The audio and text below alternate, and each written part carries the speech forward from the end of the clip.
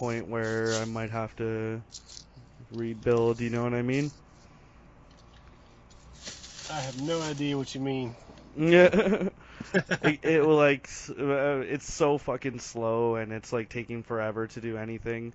So it's like I might have to strip out the parts and get new parts, you know? Gotcha. Alright. Alright, yeah, so it's recording. So you got my points? You remember the ones I sent you? I have no idea. Alright, well, You whatever. can remind me. Um, fuck it, hold on, let me see if I can find this. I think I saved it somewhere. Are you still upset about that Ed Cage shit? You want to get into it a little bit tonight? Mm-hmm. Nice. We can do that. Yeah. So what are you gonna do with the other podcast? Just like be real shit? I don't know. Whatever, that one wasn't Save good it for a anyway. rainy day. Yeah, you ever got a week you don't want to do nothing? Put that shit out. Like the Lost podcast. Fuck. Where did I put this shit? I don't even know if I saved this or not. God damn it. Alright, sorry, give me a second. Get out of here, cat.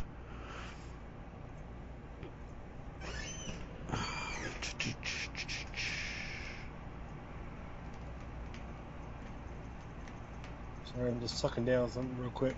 Yeah, whatever. We can start whenever you want to start. Just give me a second. I'm like scrolling and shit.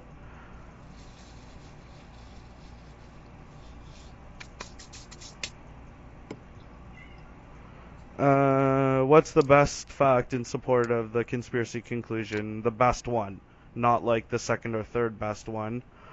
On the low nut side, we have the vast majority of the experts. The conspiracy theory side does have an expert, like some people are experts, but they also have a lot of people that are pretending to be experts. And when is something a conspiracy? When is it not a conspiracy? And how can we tell the difference? Those were the points I sent. We can also talk a little bit about like Fox Mulder, you know, and how he wants to believe, and how I think that's what a lot of conspiracy theorists are doing. Okay. Right. Are you like seriously upset about that shit still, dude? Like I'm down to talk to you and like to have like a really good like go at it, but it's like I don't want to upset anybody. Well, like I know I'm going to upset people, but it's like I don't want to upset you is what I'm saying. No, I mean, I'm not fiery pissed like I was, but yeah, I mean, I still want to talk about it. All right. All right, yeah, so it's recording. You want to do a countdown and you can start us off? Oh. Yep. All right. You ready or you need some time still? Nope, I'm good. You All ready? right. Yeah, I'm ready. I guess. All right, let's record this some bitch in 5, 4, 3, 2. What's up? Shit. Take 2. Yeah. 5, 4, 3, 2. What's up, everybody? This is your boy Rob Clark on the Lone Gunman Podcast, and tonight I have a return guest to the show. For all you Lone Nut fans, my buddy Scott Maudsley is back on the show. What's up, Scott? Not much, buddy. Not much. Thanks for having me back on. No problem at all, man. I enjoy talking to you, and we've been talking about some crazy stuff lately. I've been having some crazy experiences lately, and it's about time to get you back on so we can get a little more in depth to things. You know what I'm saying? Yeah, for sure, dude. For sure. It's always good to get in depth, you know, really discuss. Yeah, because I think talking to guys like you and several other guys that I talk to, on Facebook or whatever, online, it makes me the ones that you can actually talk to, like Mm. you can actually have a conversation with. It kind of makes you tighten up your arguments and make your points a little more concise, or maybe rethink your stance on certain things, be challenged on your points. which I think is good for everybody, on both sides, really. Yeah, definitely, definitely. I mean, it's important to question what you believe, but it's also important to question why you believe it, you know? It's good to expose your views to critical scrutiny to see if they are really the best opinions to have about things. Right. Now, for everybody that doesn't know, Scott's been on the show before, but maybe they didn't hear you. Scott believes in the lone nut theory, and of course, I believe on the conspiracy side of things. And I think at one time, Scott, you kind of thought that there might have been something to a conspiracy to this case, but is that right? Or Yeah, have you always been, like a going along with the official story? no, no. At one time, I was a conspiracy theorist. I've been interested about the Kennedy assassination for like 20 years, and in that time, for like half of it, I was a conspiracy theorist, and for the other half, I was a lone nutter. That's what I thought. That's what I thought. Yeah. So you have a kind of a unique perspective. Um, Well, I and don't really think it's that unique. I think a lot of us that are lone nutters start out being conspiracy theorists, and we go to it trying to find this conspiracy that we're all so certain totally exists. And then in the end, it just kind of clicks in your head, and you're like, this guy did it, and forever after, you're a lone nutter. so let's get into some talking points here. I mean, let's really get into this whole theory thing. What has convinced you that Lee Harvey Oswald is guilty of shooting the president? Well, really, I think it's the only working explanation that we can actually produce. It's not like there's some better explanation out there that I could potentially adopt. It's like with the lone nut conclusion, you actually get a conclusion. Conspiracy theories, the word theory is often like misconstrued. You know, when you're talking about a theory in the sense of an explanation for something, the word theory doesn't mean like guess or assumption. You know, like a theory takes facts and unites those facts into working explanations for like an observed event. Conspiracy theories in this sense aren't like really theories, they're more like hypotheses. These are like conspiratorial hypotheses or claims, you know? So it's like really I feel that the lone nut conclusion is really the only actual conclusion out there to be adopted. It's either you adopt the lone nut conclusion and you have that conclusion, or you constantly question and critique that conclusion, and that makes you a conspiracy theorist. But there isn't like a conspiracy theory that you can necessarily adopt. You know what I'm saying? Right. I mean, I know there's all kinds of different theories with this case. Now, just to get your total perspective, do you believe in any conspiracies that have ever been involving the government or elements of the government throughout history? Well, like Or it, is everything just as we've been told? well, like part of the historical record includes things that were conspiracies. You know, like the assassination of Julius Caesar was a conspiracy. The assassination of a bunch of the Roman emperors was conspiracies. You know, kings get murdered all the time. Like regicide is a serious problem if you have a monarchy, because that totally happens like all the time. People try to kill the king all of the time. You know. So it's like I believe in the conspiracy. I believe in what I feel can be objectively demonstrated, and that would just uniformly apply to like anything, you know. So it's like I believe the assassination of Abraham Lincoln was a conspiracy, but I don't really, believe in like these grand kind of everything is a conspiracy ideas. No, no, no. No, I'm not saying that, but I don't know. I'm talking more specifically. I guess what I'm referring to is more along the lines of like Martin Luther King, No, I our don't aspect. think that was a conspiracy. You don't think that? You think it's just some crazy white guy Yeah, pretty from much. Robert Kennedy, No, I don't think that Sirhan? was a conspiracy. What? No, I don't. I mean, What? look at the criticism that people make of like Lee Harvey Oswald. You know, they say, okay, they didn't get him at the scene of the crime. They didn't get him with the gun in his hand. He didn't admit to doing it. He didn't get to have his day in court. He never pled guilty. So therefore, we have to assume that he's innocent, right? And that there was a conspiracy. Then you look at the example of RFK. And it's like, in this case, the guy shot him in like a room full of people. A bunch of people saw Sirhan shoot RFK. They got him at the scene of the crime with the smoking gun still in his hand. He didn't get killed by like a Jack Ruby type character. He went to trial, he pled guilty, he explained his motive, he got sentenced, and that guy is still alive today, right now in prison. And yet people are still trying to tell us it was a conspiracy, right? So it's like no Well, matter what the scenario is, people are always going to try to say that it's a conspiracy. I mean, people saw him shooting the gun. Other people were shot. But when the coroner's report says that he was shot from behind and that there's powder burns on the back of his head and Sirhan's in front of him, how does that work? It would probably happen in the midst of the commotion when people were trying to grab the gunman, grab Robert Kennedy, get him out of the way, do something, in the midst of all that scuffle, he somehow got turned around and got hit in the back of the head. I don't know, man. Honestly, dude, like MLK and RFK, those things aren't really my bag. I'm all about the JFK assassination, you know what I'm saying?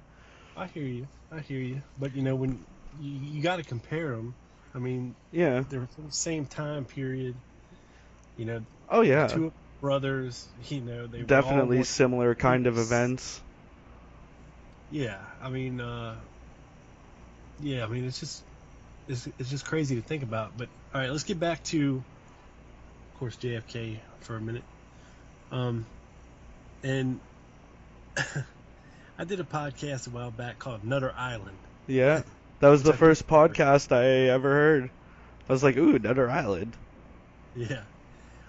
And I told a little bit of my experience in a certain person's group on Facebook that it was, you know, I didn't know at the time, but it was a den of wolves, of lone nut wolves, and I relayed my experiences at the time of joining and leaving that group fairly quickly, um, just from the way I was treated. Now, I made the mistake of being lured back to this group by the administrator who friended me and asked me to come back to the group. So I did because I think I don't hold grudges. You know what I mean? Whatever. Um, the guy's supposedly Christian and this and that. So whatever. I joined the group. I didn't post anything right away, and there was like a welcome post welcoming me there, and everybody was real nice. Hey, what's up? And so then I posted my first link there, and it was to the show I did with Francesca about the what was it? The machine, the PSE machine, the assassination tapes. Mm-hmm. Yeah, and it was just a link to my website where you can listen to the show.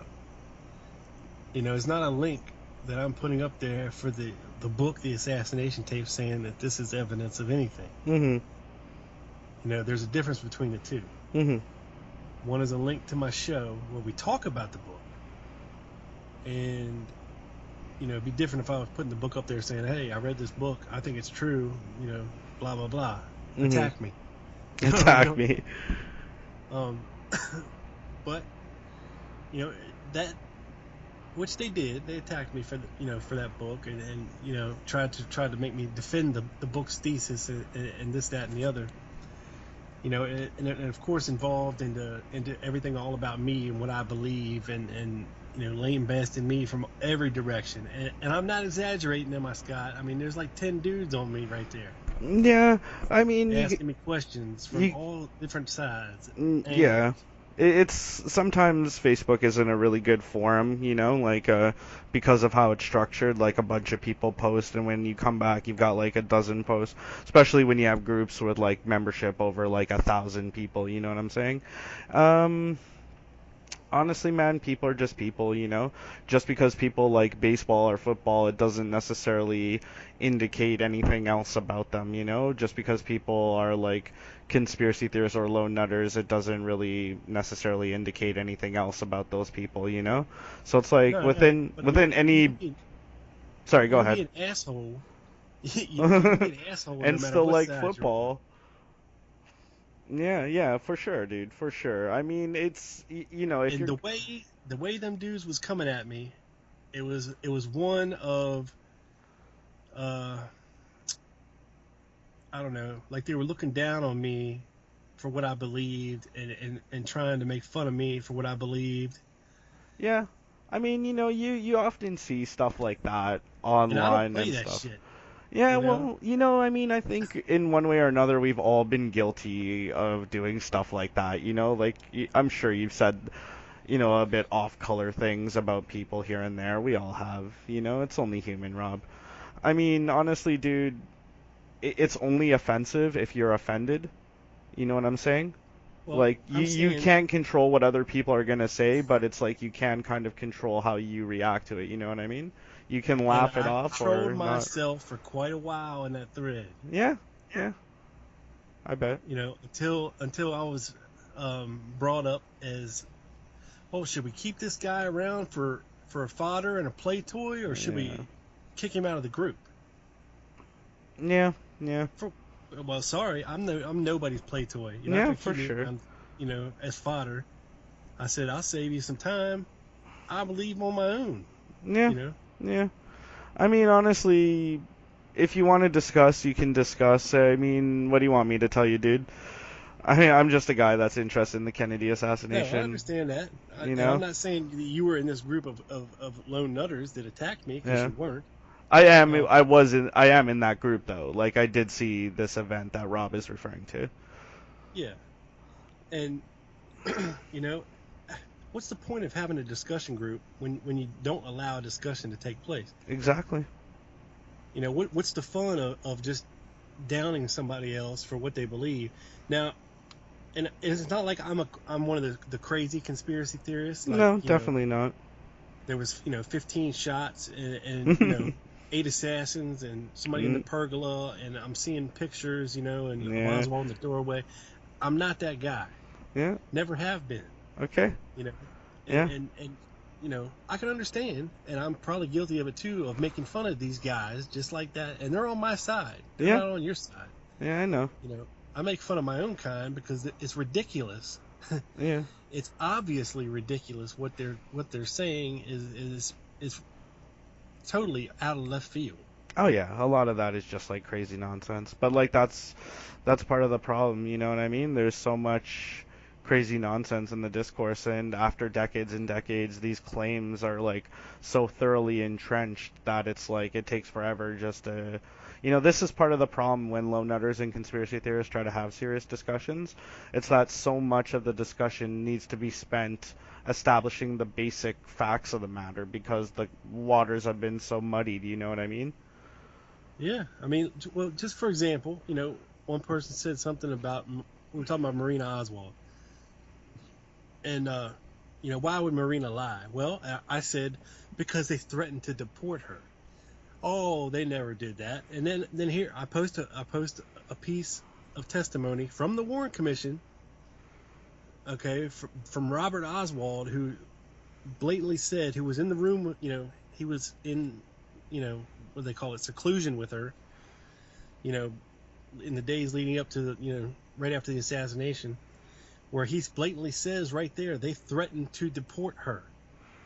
Okay, it doesn't get any clearer than that. Every time they said something, I posted up either a document, testimony, something to back up what I'm saying. But it's very rare to see a lone nutter back up what they say with anything. Oh, dude, come Inclusive. on. Lone nutters back up stuff that they say all the time, dude. And I mean, if you're gonna say, okay, Robert Oswald says this happened, therefore it happened, then you've kind of set the burden of proof at that level. So why can't I, as a lone nutter, use that exact same criteria? Why can't I say Marina Oswald said stuff happened, therefore it happened? I mean, honestly, like, what is it you think Marina lied about? It could be everything. It could be, but a lot of things could be. It could be that I win the lottery next week. I mean, Well, you don't think that a woman from a foreign country who barely speaks English, whose husband is just murdered and accused of killing the president, and they're threatening to deport her ass back to Russia, Yeah, well, why is not not go going to back to say Russia? whatever they want her to say. Well, like, why not go back to Russia? She's Russian. She speaks Russian. She has family and friends there, you know? She was denied entry back into Russia because none of her relatives wanted to house her there. Then what value is there in threatening to deport her? Because she had nowhere to go. If she would have went back to Russia, the state would have been able to do with her whatever they wanted to. Yeah, but that's the whole life she's always known, living in the Soviet Union, right? I mean, she had only been in the United States for a brief period, just like a few years. Most of her life was spent in the Soviet Union. The Soviet Union, the state totally can do whatever they want with you. Yeah, and most of her life was spent trying to get the hell out of the Soviet Union. Not necessarily. I mean, Her she. her own uncle said she was hell bent on meeting an American and getting out of the country. Eh, I mean, either way, like, it doesn't. Even if they did threaten her with deportation, it doesn't necessarily prove that she lied about anything, you know? Like, those things can be true simultaneously in real life, man. Well, I'm not saying everything was a lie, but I'm saying it could be possibly used as a tool to have her say what they wanted her to say. Yeah, it's all this like innuendo and suspicion. I agree. It could be used as a tool to get her to say what the authorities want her to say, but it's like, why would we assume that that's the case? Why wouldn't we assume that if we're gonna assume anything, why not just assume that what she said was true? Because she didn't have to say anything. No, it's kind of weird because Lee Harvey Oswald got killed, we got more out of her than we otherwise would. If it had gone to trial as his wife, she would not have been compelled to testify against him in court. Well, So she's it's still his wife. She didn't have to say anything to anybody. well, yeah, but I mean, she probably had a lot of guilt and personal trauma relating to this event, and maybe she felt this was like cathartic. That she finally got to tell people, like, this is the crazy nonsense that went on in my life. Yeah, but he wasn't always like that. You know what I mean? We I don't don't know know. that. We don't know that. I mean, we're talking about the intimate details of, like, two people's personal relationship from half a century ago. Like, we don't really We don't know. know it, but we don't have anything to back up the claim that he was a violent drunk. Well, You I know, don't think he was a drunk. I think Oswald was like a teetotaler. I don't think he barely ever drank at all. well, according to FBI reports, they say he was a drunk and a violent person. Well, he definitely was a violent person. I don't know about him being a drunk. I don't remember ever seeing that. But it's like, do you disagree that he was not? Do you think Lee Harvey Oswald was not a violent person? No, I don't think he was violent. What do you mean? Didn't he have a history of violence his whole life? No, not really. Really? Like, he didn't get violent with people in the Marine Corps? He didn't beat his wife? He didn't try to kill himself? He didn't There's no proof he beat accidentally? his wife. Well, other than her saying that he beat his wife. I mean, people who knew them in Dallas saw her with the bruises and everything. The fact that he was beating her was no secret in the Russian expatriate community. Life was different back then. You know what I mean? Yeah, I know, but I mean, he still utilized violence. Well, back then, like I said, back then things were different. Your wife was supposed to, stay home, take care of the house, raise the kids, and do her job. Yeah, He's supposed to go out and provide for the family and do his job. yeah, I'm but not excusing his behavior. no, of Maybe he course did, maybe not. he did, but none of that means that he's going to pick up a gun and shoot the president. No, but it goes into establishing his character. It goes into looking into the man and looking at his life. Look at Yeah, Lee Harvey Oswald's life, dude. It's all leading up to this one big event. yeah, but there's 20 other examples of him going about trying to change things to nonviolence. Yeah, and how successful was that for him? Did that get him the notoriety and the recognition he felt he deserved? They got him on TV. He was giving speeches at colleges. He He was on the gave radio. he gave one speech at one college. He was on the radio and on the TV once. Well, I think that's pretty good for a 2 month stretch. Yeah, I mean, it's definitely better, but in his mind, he wasn't going to be pleased with that. Well, I think he was things don't happen just like that. I mean, you got to work up to things, and he did it gradually. He started out with the speech and with the flyers and you know trying to get recognized with bring Ye. Got on the radio, on the TV, handing out flyers. He was on a natural progression, and then everything just stopped. Yeah, because it didn't go anywhere.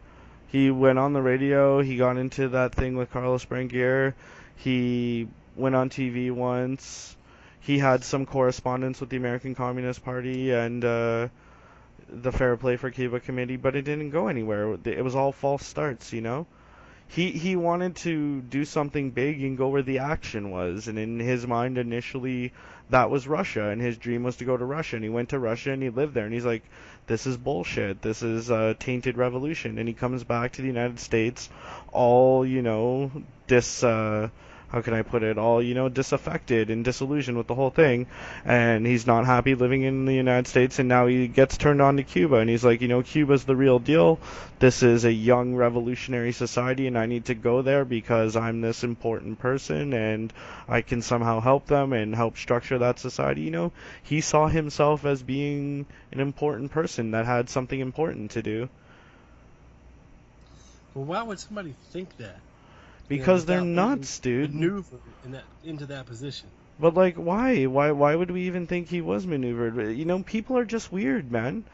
Like, plenty of people in history have thought themselves to be big people, and you know what? Sometimes in history there are big people. Sometimes in history you get a Julius Caesar, or you get like an Adolf Hitler or something. Or sometimes in history you get people who want to be big but they can't, so they do it and do something to get themselves into the historical record, something crazy. He saw Well, himself as a militant radical. Look at the backyard photos. Look at him. He's then why holding. didn't he join the anti-Castro Cubans there in New Orleans and hop on a boat and take a gun and head to Cuba and try to do something? Because he's not an anti-Castro Cuban, he's a pro-Castro Cuban, and he did try to get into Cuba to try to do something. It just didn't work out. He tried to utilize the same kind of tactics that he utilized to get into the Soviet Union, but this time it didn't work. It was a false start for him, and they didn't let him in, so he came back to Dallas even more disaffected than he was before. Then how do we explain all of the intelligence anomalies? The just everything. How do you explain all that away as just nothing? I mean, if the CIA's got nothing to hide, if military intelligence has nothing to hide, if the DPD has nothing to hide, if the Warren Commission has nothing to hide, this is our guy. He did it. Why all the hubbub, man? Why all Because it wasn't just it wasn't just some normal guy that got killed, dude. It was the friggin' president, man. And it's like when they went to investigate that, they investigated all kinds of angles relating to it. And in the course of investigating this super important event, stuff probably came out that was better off with the public not knowing. Like, for example, the covert operations program being waged against Castro's Cuba. Like, if that had come out in the discourse about the Kennedy assassination, it could have had a serious effect on international relations and American prestige around the world. So, some things had to be suppressed. It's the nature of the bureaucracy, dude. The CIA is a spy agency. They're gonna conceal things and keep things secret. That's just how they do. It's just like their normal operating procedure, you know what I mean? And I mean, it's like a crazy guy shot the president and killed him, and just because that happens, America's dirty laundry doesn't need to come out for the whole world to see. You know what I'm saying? no, but they need to back up what they say instead of create millions of documents and then classify them all. Well, it's like, when you have an investigation like this, there's going to be a bunch of different agencies and a bunch of different people in those agencies doing all these investigations, and that's going to produce material, and, it's just this endless thing that goes on, and after that process goes on for like decades, and you have multiple investigations, then it's like you just have this huge mountain of material, you know what I'm saying? Yeah, but the CIA, it's not their job to investigate what goes on inside the United States. They No, are They are a foreign intelligence service. Yeah, Now, the FBI was slated by the Warren Commission to investigate the Kennedy assassination. The FBI. So why do we have thousands upon thousands and millions of documents at the CIA with connections to this Lee Oswald guy if he was supposedly nobody? it's part of the investigation. They probably went to the. I mean, Lee Harvey Oswald did stuff. He went to the Soviet embassy in Mexico City. He has this history in the Soviet Union, and because of those things, he created paperwork within this bureaucracy. The CIA just has a cultural institutionalized history of like secrecy and suppression of evidence and stuff. This is not unique to the Kennedy assassination. The CIA as an institution is always hesitant to publicly release information they have because they're a friggin' intelligence agency. It's kind of their Or because job they're to keep wrong? secrets. It could be, but I mean, if we don't have that evidence, we can't arrive at that conclusion. And I mean, honestly, it's like people try to make this conspiracy with the Kennedy assassination out to be this super obvious thing, but I mean, you have to prove that like the actual official version is wrong first before we start conjecturing about a possible conspiracy, you know what I mean? Before we start talking in detail about Bigfoot, we need to prove that Bigfoot is actually a real thing that even exists to begin with, that the conspiracy exists and this cover up took place. That is the conclusion that's trying to be proven. We don't get to assume that conclusion is true for the purposes of proving it. You know what I'm saying? Right. I mean, but like I said, the CIA is a foreign intelligence service. Mexico City happens, it's a foreign country.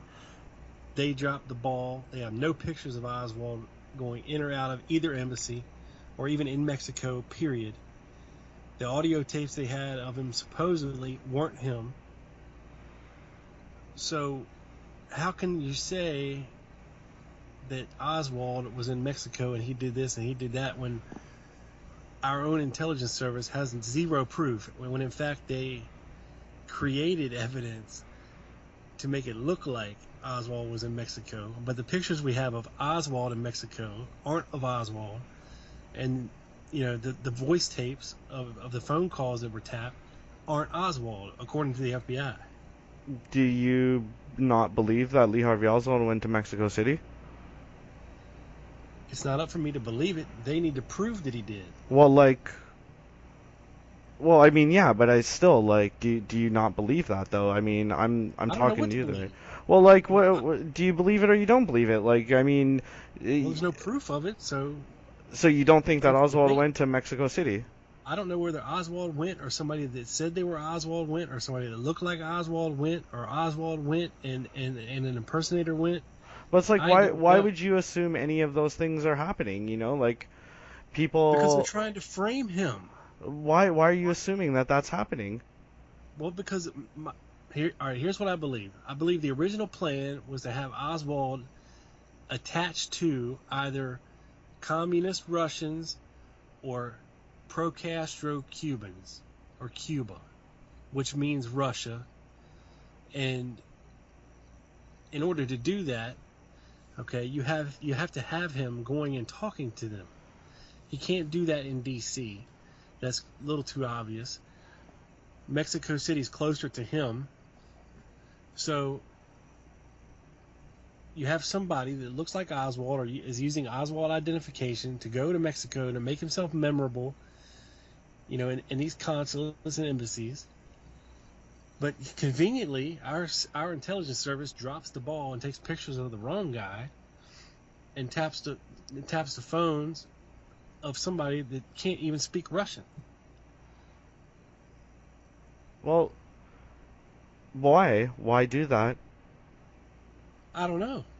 If Oswald really went there, why don't we have pictures of him? Well, it's like just because we don't have pictures of him, does that mean he did not go there? Like I said, it's not up to me to determine whether he went there or not. I need proof that he did. Well, like what would you consider to be proof? Pictures But it's of him like, in Mexico. are you prepared to say that you don't believe that he went to Mexico just because there's no pictures of him going into the Russian embassy or the Cuban embassy? I'm prepared to say that, yeah. Okay, so you don't believe he went to Mexico then? I'm not saying that is a definitive fact. I'm saying it's a possibility. Well, I mean, many things are possibilities, you know what I mean? I think we're kind of getting bogged down in semantics here. I mean, I honestly, I have no idea. I have no idea why there wasn't pictures of him. I know that there were pictures that were presented being like, this is Lee Harvey Oswald, but it actually wasn't. It turned out to be somebody else. Honestly, I don't know the details about that dude, but at the same time, it's just like the Russian embassy staff all identified him as Lee Harvey Oswald. We know from the testimony of his wife that he went to Mexico City. There were people on the bus both ways that remember seeing him and talking to him and interacting with them.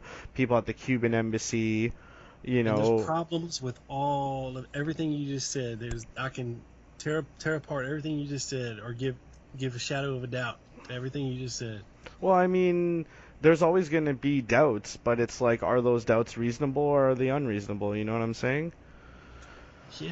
Well, I mean, like the shooting of Kennedy takes place in Dealey Plaza. You know what I'm saying? Like the lone nut conclusion doesn't necessarily rise and fall on whether or not Lee Harvey Oswald went to Mexico City or not. But it's like I do believe he went to Mexico City. I believe it's like as documented as we can. He had a visa to go to Mexico City from. He had like a few day pass or something like that he got to cross the border, right? So it's like I mean, there nobody was watching him. Nobody was watching him. Nobody thought he was an important person who needed to be like constantly monitored or something like that. So it's like back in those days when somebody wanted to travel from Texas to Mexico, you know, what traces would they necessarily leave behind? It's just like I don't know, You man. don't think they were watching him? No. This traitorous defector to Russia comes back to the United States with a Russian wife, and they're not watching him. Well, I mean, like the FBI is interacting with him and stuff, and you know they're like keeping tabs on him, but it's not like they've got around the clock surveillance on Lee Harvey Oswald. No, but I'm sure, you know, the passport office would be raising a couple flags if he's trying to travel and notify the right people. It was the 1960s, you know what I mean? Like if you show up at the border and you have your 3-day pass or whatever, they're probably just not gonna look twice.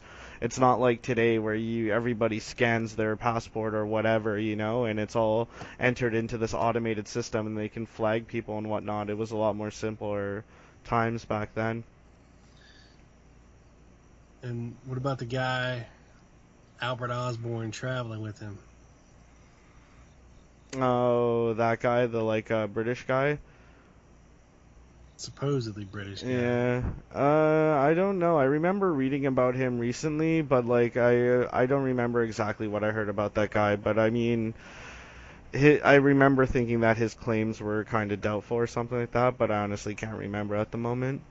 I mean, it's like when you're looking at the case like this, you can get down into like minutia. You know what I mean? Like you gotta take a step back and look at the big picture, you know? I really like to focus more on the events that took place in and around Dealey Plaza, but at the same time, it's just like there's when you look into anything in this story, you're always going to find like another layer underneath, you know? You have to try to figure out which claims are believable and which ones are not. Yeah, well, I mean, in a case like this, the devil is in the details. But all right, let's take it to Dealey Plaza. Okay, how does this guy just happen to get a job right there on the parade route that just happened to get changed to go right in front of his building? It didn't get changed. The parade routes had a misprint in one of the newspapers that didn't have the parade making the turn on Elm, but like the route was always to go to Elm because that was the only way to access the Stemmons Freeway. I mean, like the location where JFK spoke at, there was like several possible locations they were looking at. One was like a women's college, one was the Trade Mart, and I think there was another one somewhere else. And it's like they all had advantages and disadvantages, but the Trade Mart was selected because it was like a more modern building. It had fewer entrances and exits. It could be more easily secured. It had an underground arrivals area for vehicles, so it's like it was seen to be safer to load and unload the presidential vehicle there, you know? So, I mean, the people who made the choice to host that event there, it was like Dave Powers and Kenny O'Donnell, two of JFK's closest friends, you know? Were they part of the conspiracy to murder him? No, I'm just saying, how did Lee Oswald get in that building? He It just tried to happened. he tried to apply to a bunch of jobs. He couldn't get a job, and he got it through Ruth Payne, who talked to Linda May Randall, who lived with her brother Beale Frazier, and they were having like lunch in the neighborhood one day, and she happened to mention that her brother got a job there. So Ruth Payne took it upon herself to call the building and talk to Roy Truly, and he told her to send him down for an interview, and he had an interview, and Roy Truly hired him. Just a coincidence, huh? Well, like, is it just a coincidence that anybody else who worked along the parade route worked along the parade route? Well, it's a coincidence that there's a traitorous defector who's on the FBI's radar a couple weeks before the assassination. They're checking on him. They're checking on Marina in Irving at the Payne's house.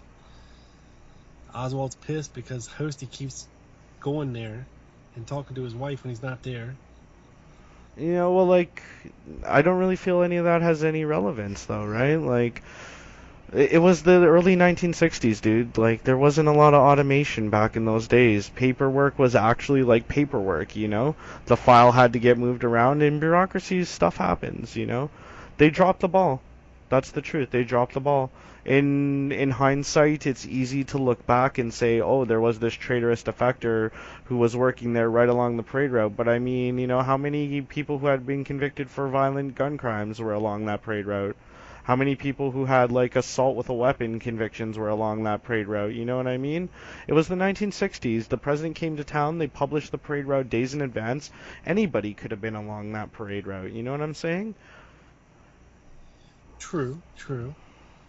But what about the Secret Service not doing their job and securing the windows on these tall buildings? I mean, How? It's an urban area, dude. There's like skyscrapers and stuff.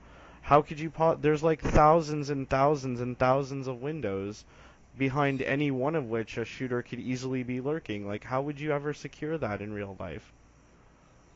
you nail them down. Every single Yeah, window, like thousands of windows. You're gonna go to a major metropolitan area. You're gonna go to the downtown core, and you're gonna nail down every single window that is facing the parade route. yeah. Oh, come on, dude. That's not reasonable. That could never happen in real life. Sure, that was part of their job. No, it wasn't. Like, Yes, it no, it was. wasn't. When they went on motorcades anywhere else in the world, did they ever do that? Is there Yeah, any? No, they didn't. When? they're Where is supposed to there? send. They're supposed to send scout teams out. They're They supposed to did. put their guys on high buildings. They did none of that. They had none of their Secret Service guys on the ground in Dallas. When did they have any of that and in any other motorcade they ever did anywhere else? That's part of their job as the advance team. I think you're They looking. secure the parade route so that, and they turn the corner and they look at a building, you can see a window open, there's a problem.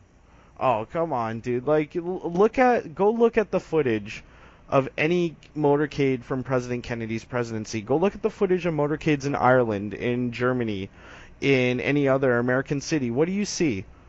You see crowds of people all over the place. You see crowds of people leaning out of windows on buildings overlooking the parade route.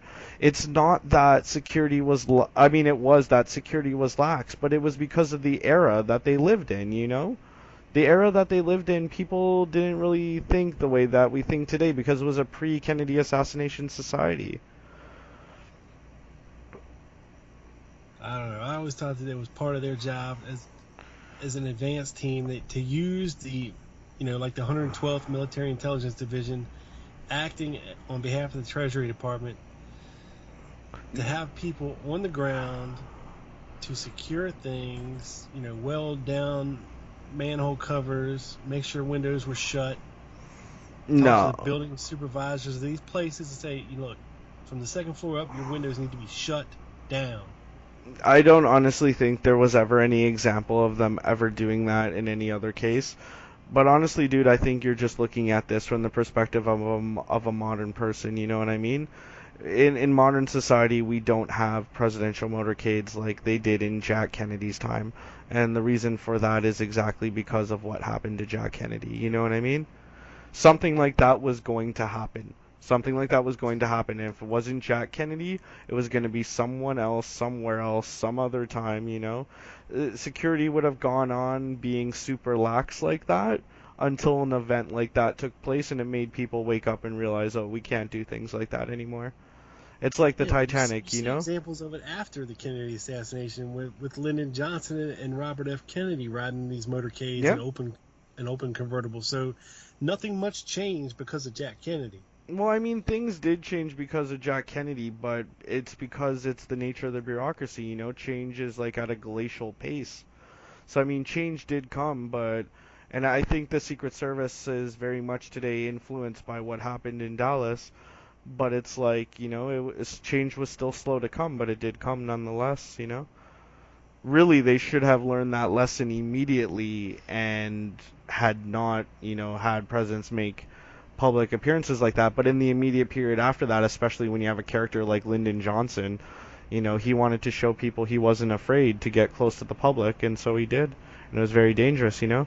In Robert Kennedy's time, people that were running for president didn't get any Secret Service protection, you know. If Robert Kennedy had lived in our time, he would have gotten Secret Service protection. Right, right. Actually, I don't know if he would have gotten it at that stage in the campaign, but you know what I mean. Yeah, yeah, I know what you mean. So, what else about Dealey Plaza and the events that happened there make you think that it was Lee Oswald up on the sixth floor The when we have no witnesses putting him up there We do whatsoever? have witnesses putting him up there. We have the two guys on the street in the plaza who saw him do the shooting. We Who gave a also, vague description? well, I mean, it's the one guy picked him out of the lineup, didn't he? So there you go. After he saw him on the news, yeah. Yeah, he saw him on the news and was like, "Oh my goodness, that's the guy I saw shoot the president from out the window." Oh my God, that's the guy that they say shot the president. So that guy That must have lied. been the guy up in the window. So that guy lied. Well, who knows? Well, I mean, isn't this normally how we investigate a crime? Like, if there's an eyewitness to the crime and we do a lineup and they pick that person out, don't we normally say that that's the person that did it? I mean, we all understand how vague eyewitness accounts can be and how unreliable they can be. But the thing is, when somebody says, I saw a guy in that window shooting, and gives us a description, and the description matches the guy we think that did the shooting, then that's powerful, compelling evidence, you know what I mean? Especially when we go to that window and we find the sniper's nest, find the shells, find the gun on the same floor, you know? Then it's not just a person saying it, it's a person saying that, yes, but then there's a bunch of actual verifiable evidence that what that person said was true, so their claim gains more credibility that way. But I mean, it's even without the eyewitnesses, you know, it's like you guys put so much emphasis on there being an eyewitness to a shooting. It's like if I go out and I shoot somebody, can I get away with that crime as long as nobody sees me in the act of shooting that person? Yeah, yeah. No, you can't. Like if I go out and I shoot somebody and later on I get caught and they find my gun at the scene of that crime, they're going to arrest me for shooting that person, and that's a logical conclusion to get to, you know what I mean? Yeah, but if you have an alibi and you can prove that you weren't there with your gun at that time, then they don't have a case. Yeah, exactly. What is Lee Harvey Oswald's alibi? I don't know. I mean, he was in the building. He identified people that were standing outside the building Yeah, but I at the mean he time of the parade. He said he ate lunch in the Domino Room with two black guys who did eat lunch in the Domino Room that day. did they say they Before they went saw up him to there yeah. at the time of the shooting? No, this was before. We don't need to know where he was before the time of the shooting. We need to know where he is at the time of the shooting. As the shots are ringing out in Dealey Plaza, where is Lee Harvey Oswald? I don't know. He's Where's Bonnie Ray? Bonnie Ray Williams is up on the sixth floor. Nobody sees him. Jack Doherty is floating between the fifth and the sixth floors and doesn't see anybody, and nobody sees him. You got people on the stairs that don't see anybody, or Lee Oswald. Were these people there at the time of the shooting? Yeah, Victoria Adams came down right after the shooting, and Otis Williams went up after the shooting. Yeah, that's after the shooting though, but at the moment of the shooting, these people were all looking outside as the president drove by, right? Right, but Okay, Lee so Oswald has to get down from the sixth floor yeah, but and leave that's the building. that's not the thing we're talking about right now. What is his alibi for the time of the shooting? Does he have an alibi for his whereabouts at the time of the shooting? He says he was in the building. He says he was, well, like he was in the building obviously because he worked there, right? But I Yeah. mean, was there anybody standing next to him? Was he outside watching the parade? Was he inside all by No. himself? Well, Carolyn Arnold saw him in there on the second floor. He obviously had to be on the first floor to see out the doors to see who was standing out front. She See Bill says Cheney out that she saw him there like 15 minutes before the shooting. That's not at the time of the shooting. and at 12:25. Yeah, but he told the cops he wasn't in the second floor lunchroom. He said he was in the first floor lunchroom, and then he went up to the second floor, and that's where he encountered Baker and Truly after the shooting. Right. So her account differs from his own account of where he was. The No, Carolyn Arnold says she saw him in through the the glass second door. floor lunchroom, No, the right? first floor. First floor. No, she says she saw him in the second floor lunchroom. He says he was on the first floor lunchroom, which is kind of weird that this building has two different lunchrooms on two different floors, but whatever, you know.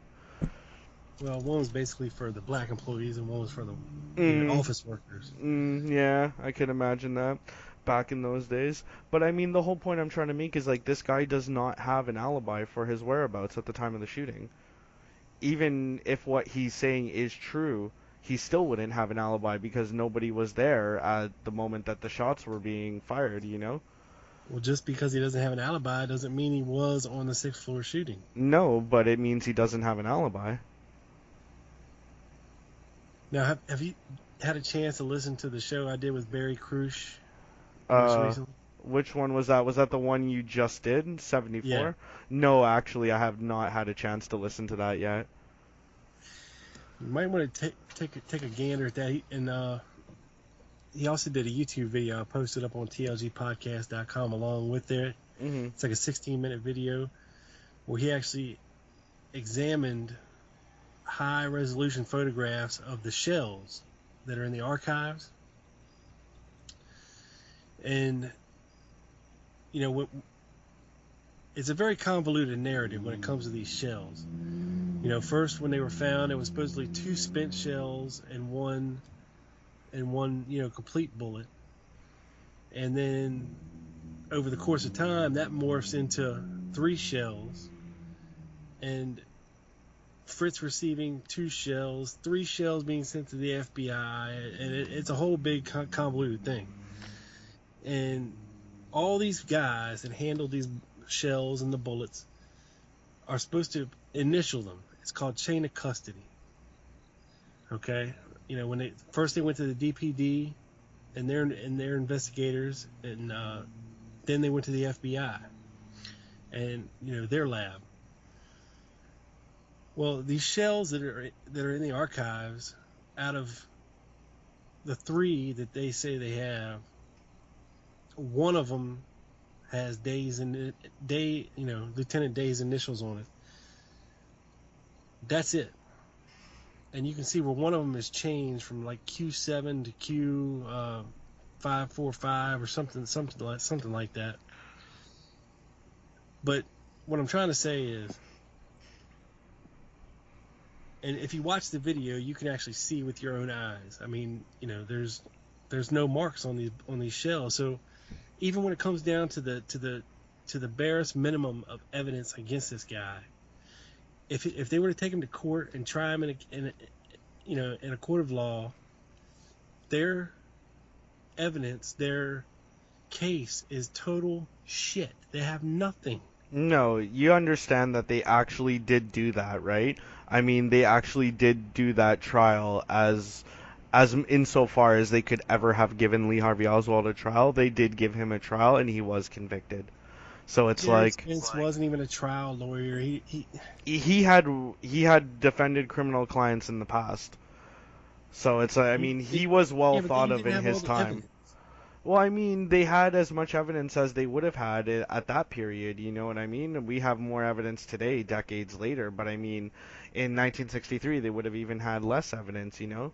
I mean, honestly, you can go crazy into the details about this, but it's just like, there's always going to be problems with the chain of evidence. You know, like in real life, shit happens, man. I mean, unless you're going to it immediately assuming there is a conspiracy here, it's very easy to get to the official conclusion. You just don't take a sinister interpretation of everything, you know? Why are there errors and omissions? Because that's real life. In real life, that's what happens. Not with important cases like this. Well, These guys are seasoned veterans of the police force. They know common sense. Everything they touch as part of evidence, they need to initial it. When they, when it well, it's leaves like their they hands, should they, know, but I mean, again, they do know. They well, know. I mean, the shells were found in the sniper's nest. They were photographed in the places they were found, and they were recovered. I mean, uh, I don't understand. Like, there's no missing shells. You know what I'm saying? Like, we see three in the photographs, and we have three. So it's like, where's the mystery No, here? we see two spent shells in the photographs and one complete bullet. No, that one wedged in the crack by the window is also a spent shell. I don't know. Just do me a favor, Scott. Just I'll watch the I'll video and let me watch know it. what you think of it. Yeah. Okay? Because Okay. Barry can explain it much better than me right now. All right. I hear you, buddy. And you can actually see the pictures with your own eyes and determine for yourself what's going on with them. Okay. Let's But my point switch it. being, it Sorry. just with basic evidence like that, you got affidavits from two seasoned cops, one former gun store owner who says it was a Mauser. They put that in writing and signed their names to it. Yeah, they made a mistake. In real life, Yeah. mistakes happen. Well, mistakes set criminals free. Not And in a case like that. oh yeah, No, you got come on. When the president gets shot, dude, come on. Honestly, you know what? I think even if Oswald didn't do it, I think he still would have gotten railroaded to the electric chair. You know what I'm saying? Even if he didn't do it. If he didn't do it, this is like the most elaborately faked crime ever. well, they did send him to the lecture. They just skipped the trial and Well, just went straight to execution. they didn't do that. That was just another crazy person doing something crazy. Oh, they just happened to not protect him and leave him wide open in the front. No, it's not that they didn't protect him, it's that the DPD was in way over its head, you know? They had absolutely no experience whatsoever with a extremely high profile crime like this in the media age where you have a bunch of reporters and their television cameras wanting to get footage, wanting to get access, you know? They handled it poorly. Yes, I agree, but I mean at the same time their culture didn't really have experience with that. Can you imagine something like that happening today? And there's reporters doing updates from inside the hallway outside the room where he's being interrogated. It's just like, that's so crazy. They would never do that today. And part of the reason why they would never do that is because of what happened to Lee Harvey Oswald. I once saw a movie as a kid. I think it was actually a movie about Ted Bundy now that I think about it. And the cops had like this high profile suspect. They were in custody and they were transferring him. And as they're about to transfer him, they stop him and go, "Okay, stop, put up your arms." And the cop slips on a bulletproof vest over the prisoner. And as he's slipping it on, the prisoner says to him, "What's this for?" And the cop says to him, "This is for your protection. Remember Oswald?" So it's like what happened to Oswald should have never have happened, but it was just shit happens, man. Well, it's not rocket science. If you want to protect your prisoner, put somebody in front of him. They To form a circle around the dude and walk him to where you need to walk him. Yeah, well, I mean they thought they had secured that area, you know? They went into the basement, they checked everything, they had a guard posted on. You see, here's the thing, like in real life, a bunch of variables need to come together and coalesce in a certain way to create like a particular set of circumstances that give rise to a unique event. You know what I'm saying? They had a cop guarding the entrance ramp, but they had to get a car out, and in order to get the car out, the cop had to step away from the entrance ramp and step into the street to stop traffic in order for that car to get out. As the car was getting out, in that like split second, Jack Ruby managed to slip in down the ramp like that. So it's like, had that not happened, he probably never would have gotten in there to begin with. I mean, this is the flakiness of history, you know what I mean? Like, history can often turn on really weird, minuscule things like that. Yeah, or uh, you know, It's all, lapses. yeah, it's all like a big, elaborate plan that just went off perfectly, you know what I'm saying? I know. I just think that with, I don't know. I can understand if the president was anybody other than Jack Kennedy, because this guy was making enemies at every turn out of everybody that you don't want to make enemies out of. CIA, the military, you know, um, oil guys, you know, mafia. You're pissing off all these people. Yeah, but I mean, did they all team up to kill him? I'm not saying they all teamed up to kill him. I'm just saying Well, I they mean, all had a damn good reason to kill him or yeah, want him dead. maybe they did, but what does that prove? Well, it's something that hasn't happened to any other president in history. Well, I mean, other presidents have been assassinated. Right, but other presidents haven't pissed off everybody in You power. know, there's been a lot of presidents that have pissed off a lot of people. You know what I'm saying, dude? Not like that. I I mean, mean, he threatened to. I mean, he fired Allen Dulles and threatened to smash the CIA into a million pieces and shut it down. yeah, but I You know, mean, the director of the CIA is a cabinet level position, and that's what the executive branch does. They appoint and dismiss cabinet members as necessary, you know? Jack Kennedy getting rid of Allen Dulles and replacing him with somebody else, is that the only example we have in history of the head of the CIA getting fired and replaced? Allen Dulles. It'd be like Yeah, firing Hoover from the FBI. You they just probably should have fired Hoover from the FBI. They yeah, well couldn't you though, can't. because he had the dirt. Yeah, you Yeah, can't. yeah, he's got the dirt. But I mean, that's politics, Allen baby. Dulles practically started the CIA. Yeah, You know, he totally did. Yeah, he was him and like Wild Bill Donovan, right? I mean, it's just like, would we assume that Allen does? I mean, just because you can demonstrate that somebody had a potential motive to do something, does that prove that they did that thing?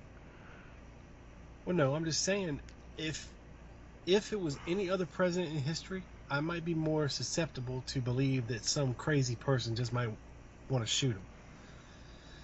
But with Jack Kennedy, like I said, you're pissing off the intelligence community, you're pissing off the war machine because you want peace. You don't want war. You're trying to make a détente with Russia. You don't want to go into Vietnam. You want to, you want peace. Well, I mean, So there's a lot of very important people that are going to lose a shit ton of money when there's no war happening. like there's a lot of, I think, post hoc kind of nostalgia for Jack Kennedy. A lot of Americans who are alive today were young at that time. He was young. And it seems like after they lost Kennedy, it was just the beginning of like this slow downward spiral, you know what I'm saying? But the truth is, Jack Kennedy was a cold warrior, you know? Defense spending under Jack Kennedy increased, the nuclear weapons under Jack Kennedy in the arsenal increased. On the day Jack Kennedy became president, there was less than 1,000 American soldiers in Vietnam. On the day that he died, there was over 10,000 soldiers in Vietnam. All these covert operations and paramilitary activities, including the invasion of Cuba, took place under Jack Kennedy's administration. You know what I mean? So I think people look back with these rose-colored glasses and they're like, oh, Jack Kennedy was like the leftist Jesus or something. No, he wasn't. If Jack Kennedy were alive today, he'd be like a right-of-center Democrat, you know? He was a cold warrior, and it wasn't all about peace, you know? Jack Kennedy probably took America closer to Armageddon than any other president. No way, dude. Yeah, He was, dude. he was talking to Khrushchev behind the scenes to, stop the Cold War, to work together, and try to work together with our space programs Yeah, and and I mean, I'm not pulling saying out of Vietnam. we don't know that. We don't know that he was pulling out of We know Vietnam. that. No, we don't know that. How do we know that? The presidential memorandums, Action they make it memorandum so. number 263 or whatever.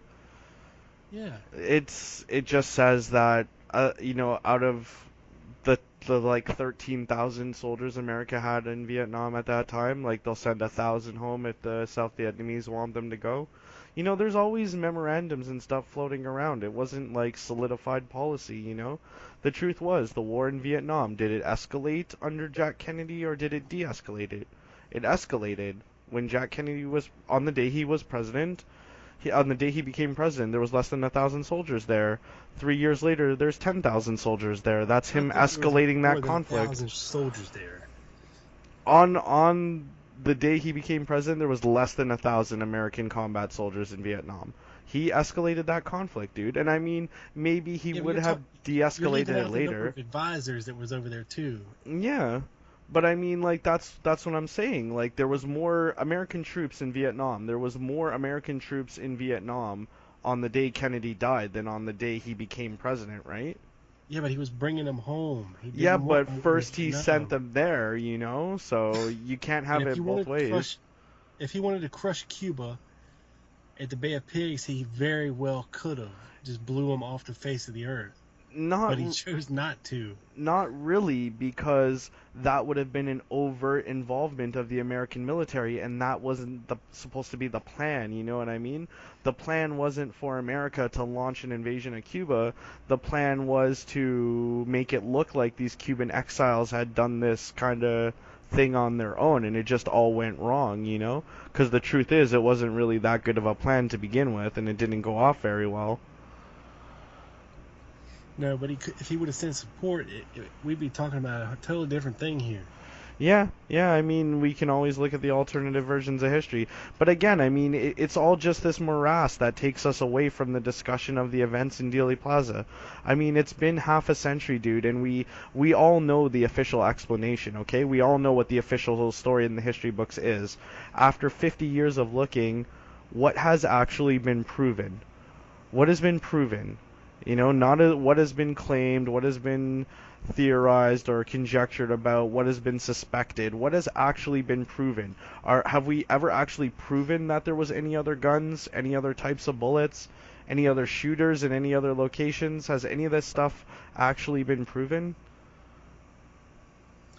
I would say so. When you have a supposedly magic bullet, you have, one crumpled up, and you have one that explodes into a million tiny little pieces.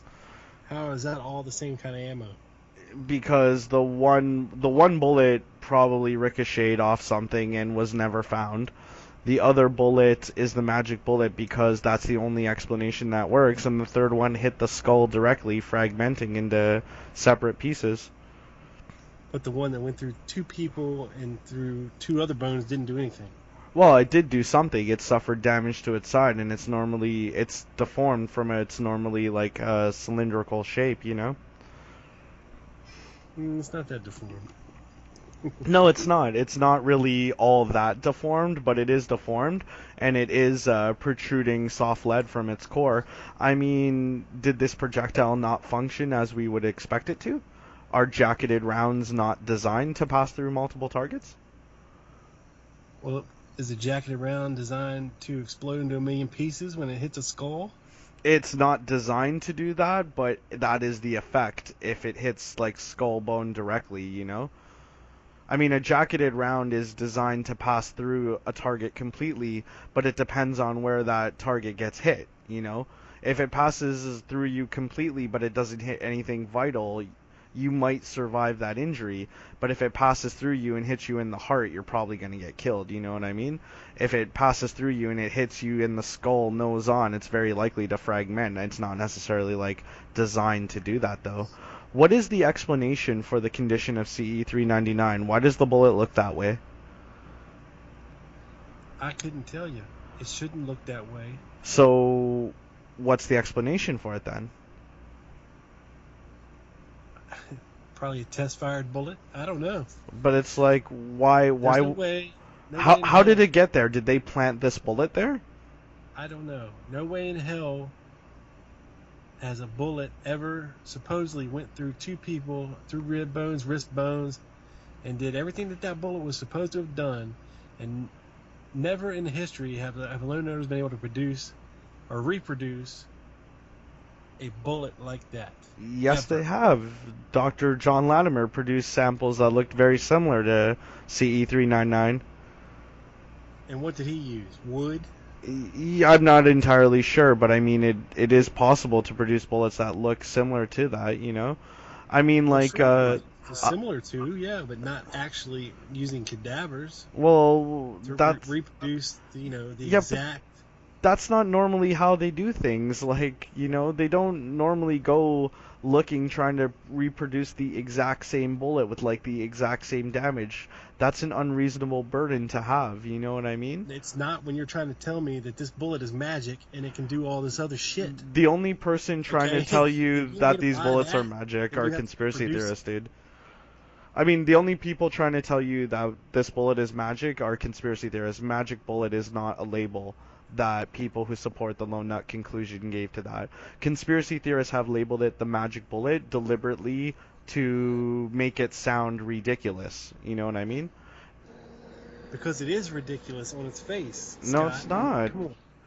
Dude, it's a jacketed round. It passed through his neck without making any bony contact. It came out, and because of the change in like pressure and environment, it began to tumble. And then it went through Connolly's chest, and when it hit him sideways, and that's why only the side of the round shows damage, because that's where most of the kinetic energy in it was lost when it broke his rib and punctured his lung. All right, well, Gerald Ford admitted to moving the back wound up. No, Gerald Ford admitted to changing the description of the back wound. The words "a wound in the uppermost back" was changed to the words "a wound in the lowermost neck." This was done to make the understanding of the single bullet theory work better, you know? Well, I've seen the pictures of the back wound, Yeah. and there is just no way. The trajectory just doesn't match without that bullet having to ricochet off something to explain it coming back up and out the It throat. it totally does match. It's 34 degrees. Wait, I can't remember the actual degrees. I think it's 23 actually, not 34. I think it's 23 degrees, but whatever, it doesn't actually matter. Like the wound in the back, the entry wound is higher than the exit wound in the neck. And then it has to go into Connolly's back. Yeah, but Connolly is sitting lower in the car than Kennedy is sitting in, and the bullet's already on a downward trajectory, and the street that they're on slopes down. So all of these factors together account for that. And Connolly's 6'5". I mean, it's like I said, when you expect me to believe this unbelievable bullet story. It's not unbelievable. Like, you keep using these labels for it, but it's like, what is so unbelievable about this, dude? It's a fully jacketed round. It is designed to go through multiple targets. The street slopes down. Then reproduce it. Uh, Nobody can reproduce it. well, I mean, what is the criteria for reproducing it? Does the bullet need to look exactly the same as the It's not CE-399? hard. Well, I It's not mean, hard to reproduce it two cadavers sitting in a car from a perch, a 6-story perch, well, like, fire it with Marcano. do you actually And expect them to go out and get like dead bodies and put them in a car, dude? Like, come on, man. Yeah. I Oh, mean, they work on dead bodies at the FBI and CIA training facilities at the farm. yeah, but Homeless they people die every day. yeah, It's well, I mean, they don't not like like they can't get them. Yeah, but they don't do things like that to try to replicate the Sure they exact do. same bodies. No, they don't. Where have you ever seen in a criminal case an example of, oh, this guy got shot with a gun, so we went out and got a dead body and shot that dead body with a gun, and then we reproduced the bullets, and look, the bullets look exactly the same. You know what I mean? You know what they do in real life? Somebody gets shot with a gun, they recover the bullet from inside that person's body, and then they fire more bullets down the barrel of that gun, and then they match the bullets to each other. That's how they do it. Yeah, but in 1963, Yeah, ballistics that's. was a joke, dude. Well, I mean, it's not what it is today, but they could still match bullets to guns back in those days.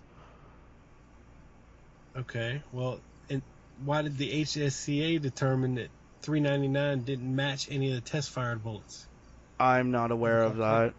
Oh, of course you're not. I don't know. I mean, like, dude, there's a mountain of evidence in this case. You can't be aware of every single thing. Well, that was one of the big things for the HSCA, that the FBI test fired bullets didn't match CE 399, and Mm, their excuse was this. And I remember this because I got kicked out of a conspiracy group for posting this because I didn't post the whole story. Now the whole story is what their gun experts said was that because the Carcano had been in storage, for these so many extra 15 or so years not taken care of, that's why, you know, they didn't match CE 399 anymore. further, like, nitrate corrosion on the inside of the barrel. Yeah, whatever their Yeah, excuse. stuff like that. I Yeah, mean, well, at the same time, it's like I find that conspiracy theorists are often very contemptuous of like expert opinion, you know what I mean? Like conspiracy theorists will just totally discount experts at the drop of a hat, you know? If the weapons experts say, "Okay, this is why we can't produce matching samples anymore because almost 2 decades have passed and in that time further corrosion of the barrel or whatever has taken place, meaning that bullets fired from this gun now have a different rifling pattern and they cannot be matched exactly to bullets fired from this gun decades ago, then that's the reality of the situation, you know what I mean? yeah, but if you're talking about 15 years, it shouldn't matter that much if the gun's being kept in a sterile environment like it was. It's not just sitting on a shelf in the Dallas police basement, in the open air environment for 15 years, rusting out with the elements. This is stuff kept at the archives under very strict conditions. Honestly, dude, the truth is I don't know. I don't know the details relating to that, but I mean at the same time it's just like if the experts say that's what happened, then I mean why would Then we gotta we. believe it, right?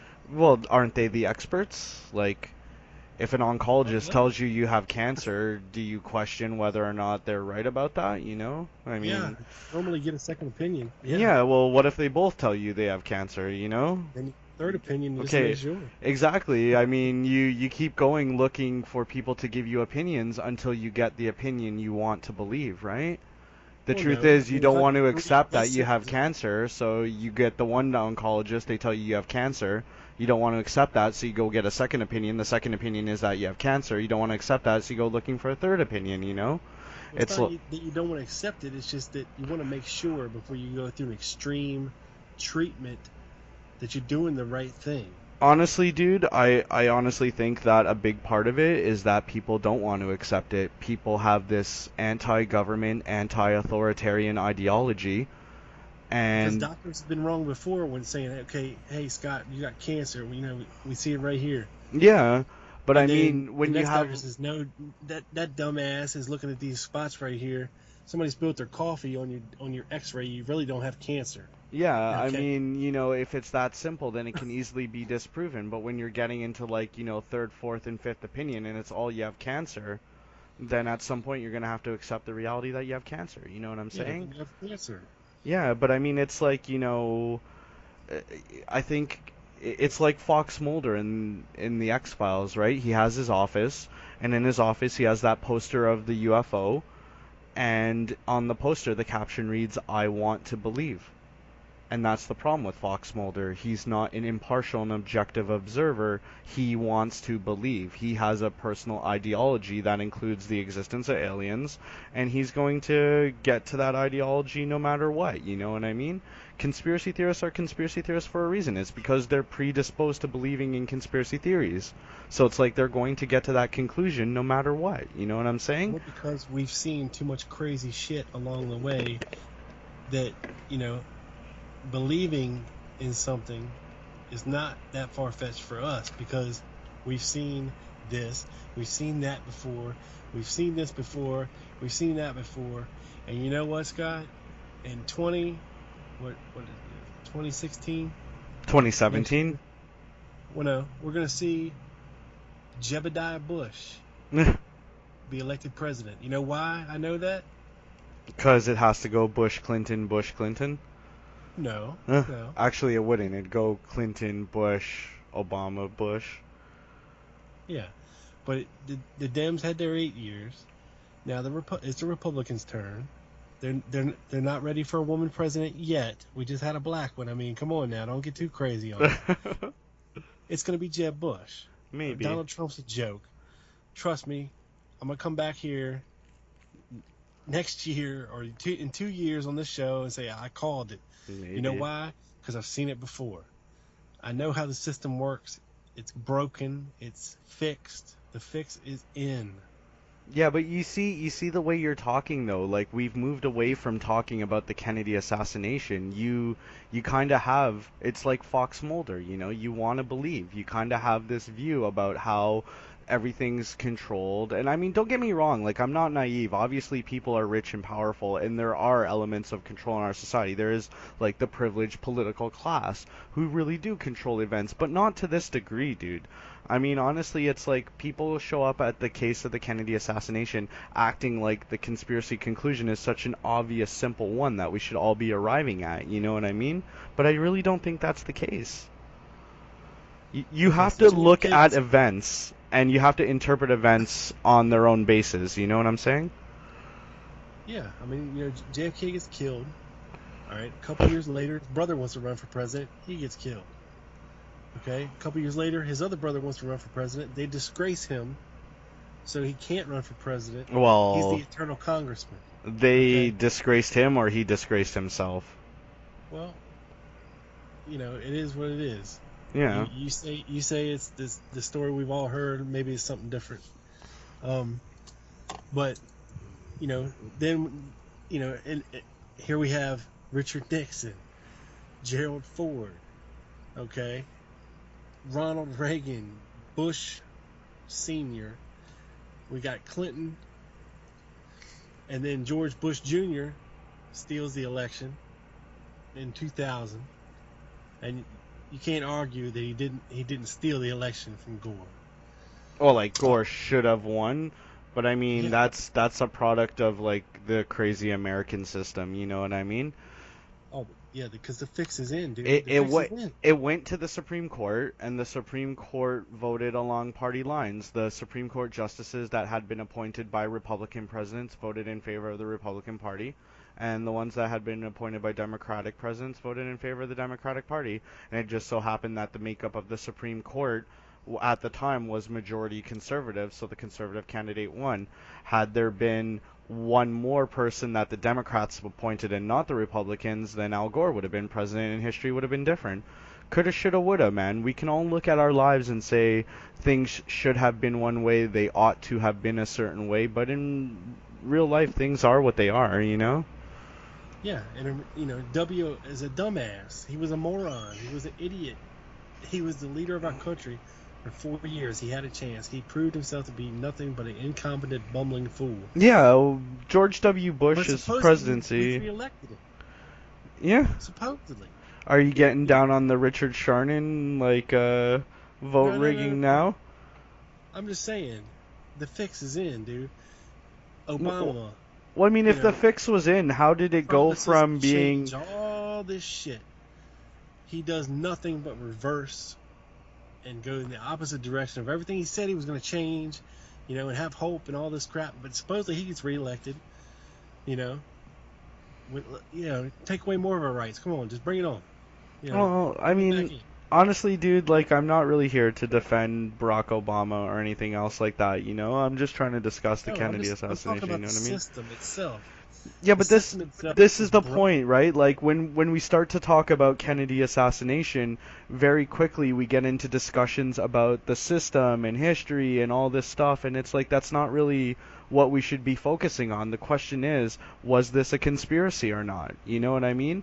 And if you're already subscribing to this grand theory of conspiracy that explains everything, you think all of these events are all tied together and they're all intimately related. And in a sense they are, but it's not in like a conspiratorial sense. You know, like this is the like counterculture view of history that people take, and I don't think that view is correct. And that's where we agree to disagree. Of course, buddy, of course. I mean, here's my theory.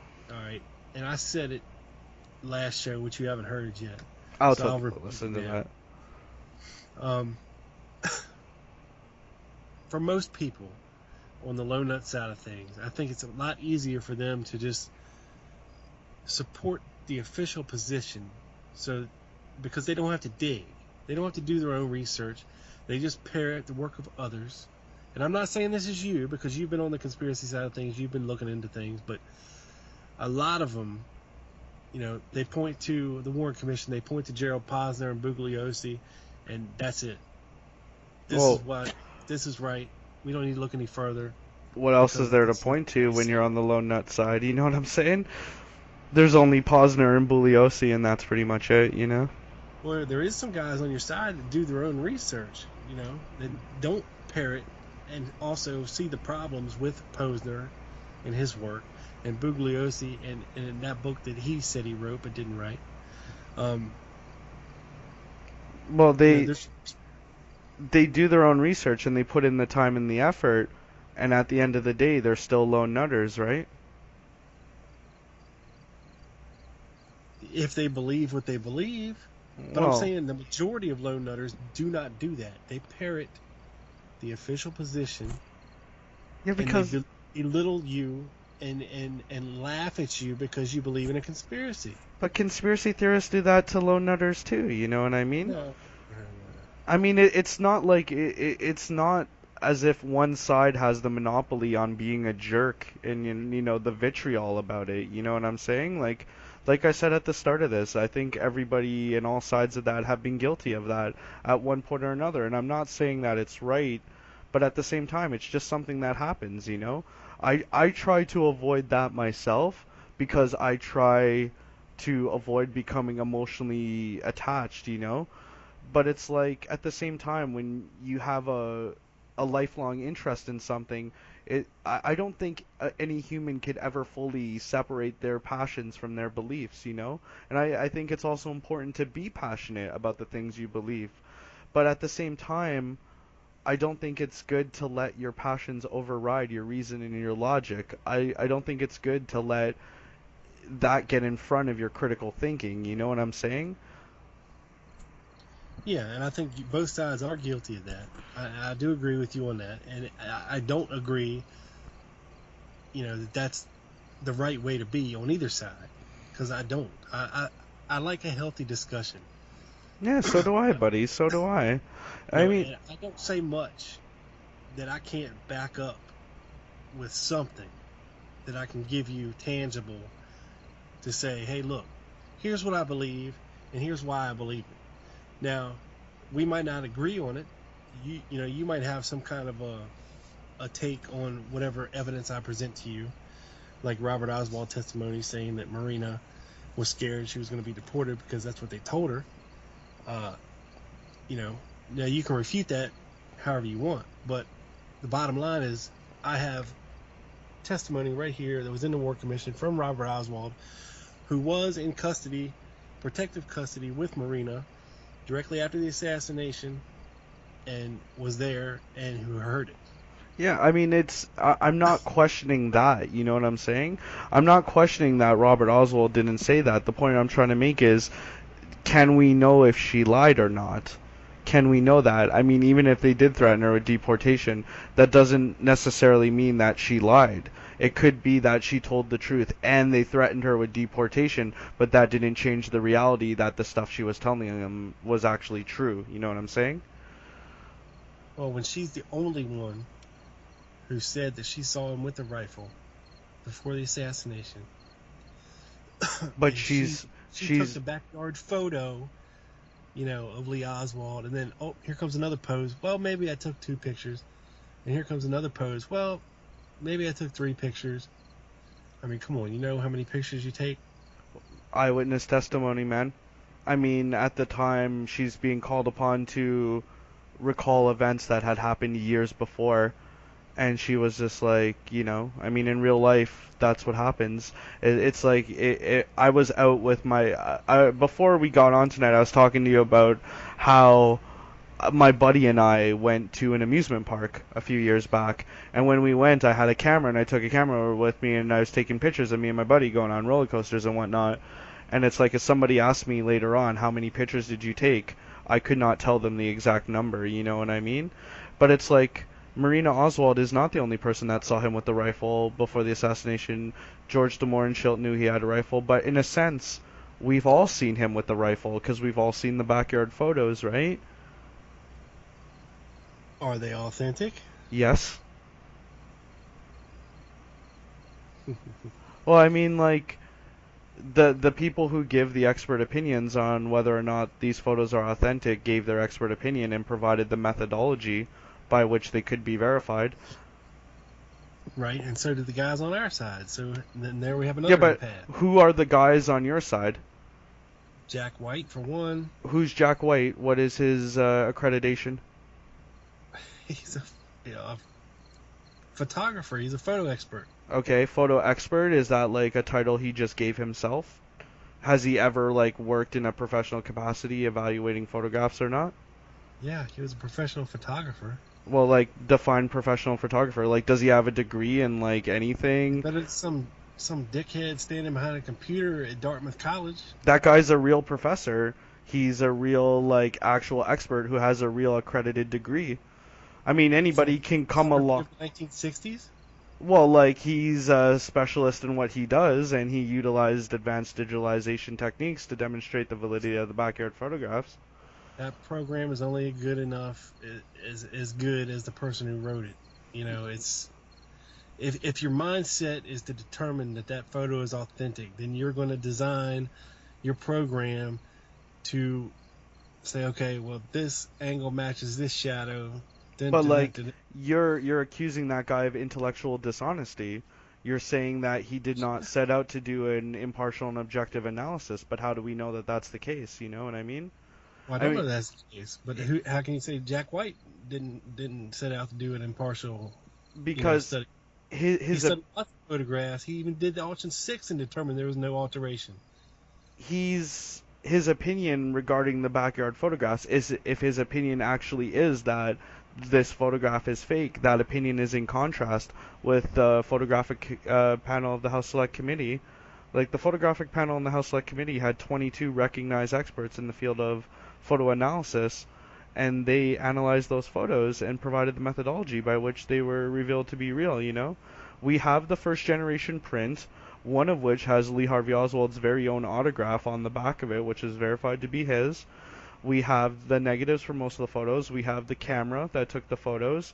We have his wife's testimony that she was the one who took the photos, testimony that she has never wavered on in almost 50 years. We have microscopic analysis of the individual grains that make up the image. We have stereoscopic analysis. We have photogrammic analysis. We have 3D digital analysis that the guy from Dartmouth College did. It's just like, come on, seriously, dude. Like, how high are you going to set that bar for us to get over? And I mean, do you feel that setting the bar that high is a reasonable expectation?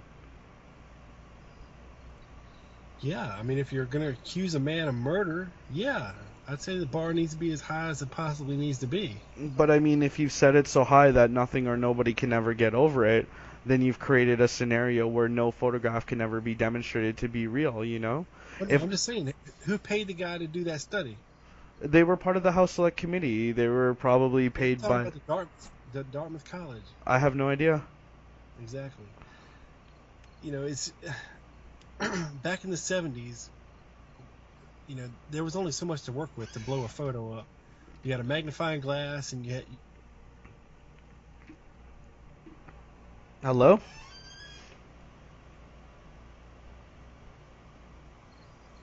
Dude? Are you there? Yeah, you cut out for a second, buddy. Okay. Um, what was the last thing you got there? That back in the 1970s they didn't really have enough to examine the photos properly. They had a Yeah, magnifying glass. yeah. And maybe could have blown up certain sections of it so big before the pixels got all wonky. Well, it's like, You here's know, the thing. It's, me and you, we are not the experts in these field. We don't have any education in this subject. We don't have any experience in any of this stuff. So it's like you and me, we can sit here and talk about whether or not these photos are real or not. But honestly, in the end, it doesn't matter. It doesn't matter what my opinion is. It doesn't matter what your opinion is, because we're not really the experts on these matters. It's like, Rob Clark and Scott Maudsley can look at your x-rays and try to tell you whether or not you have cancer. But I mean, in the end, you don't want to talk to us about that. You want to talk to a real expert, somebody that actually, knows what they're talking about. All I can do is tell you, look, this is what the experts say, but like, do I have a way of verifying whether or not what the experts say is true? No, I don't, because I'm not an expert in that field myself. I can't apply their methodology and produce the same results that they have produced, but other people can.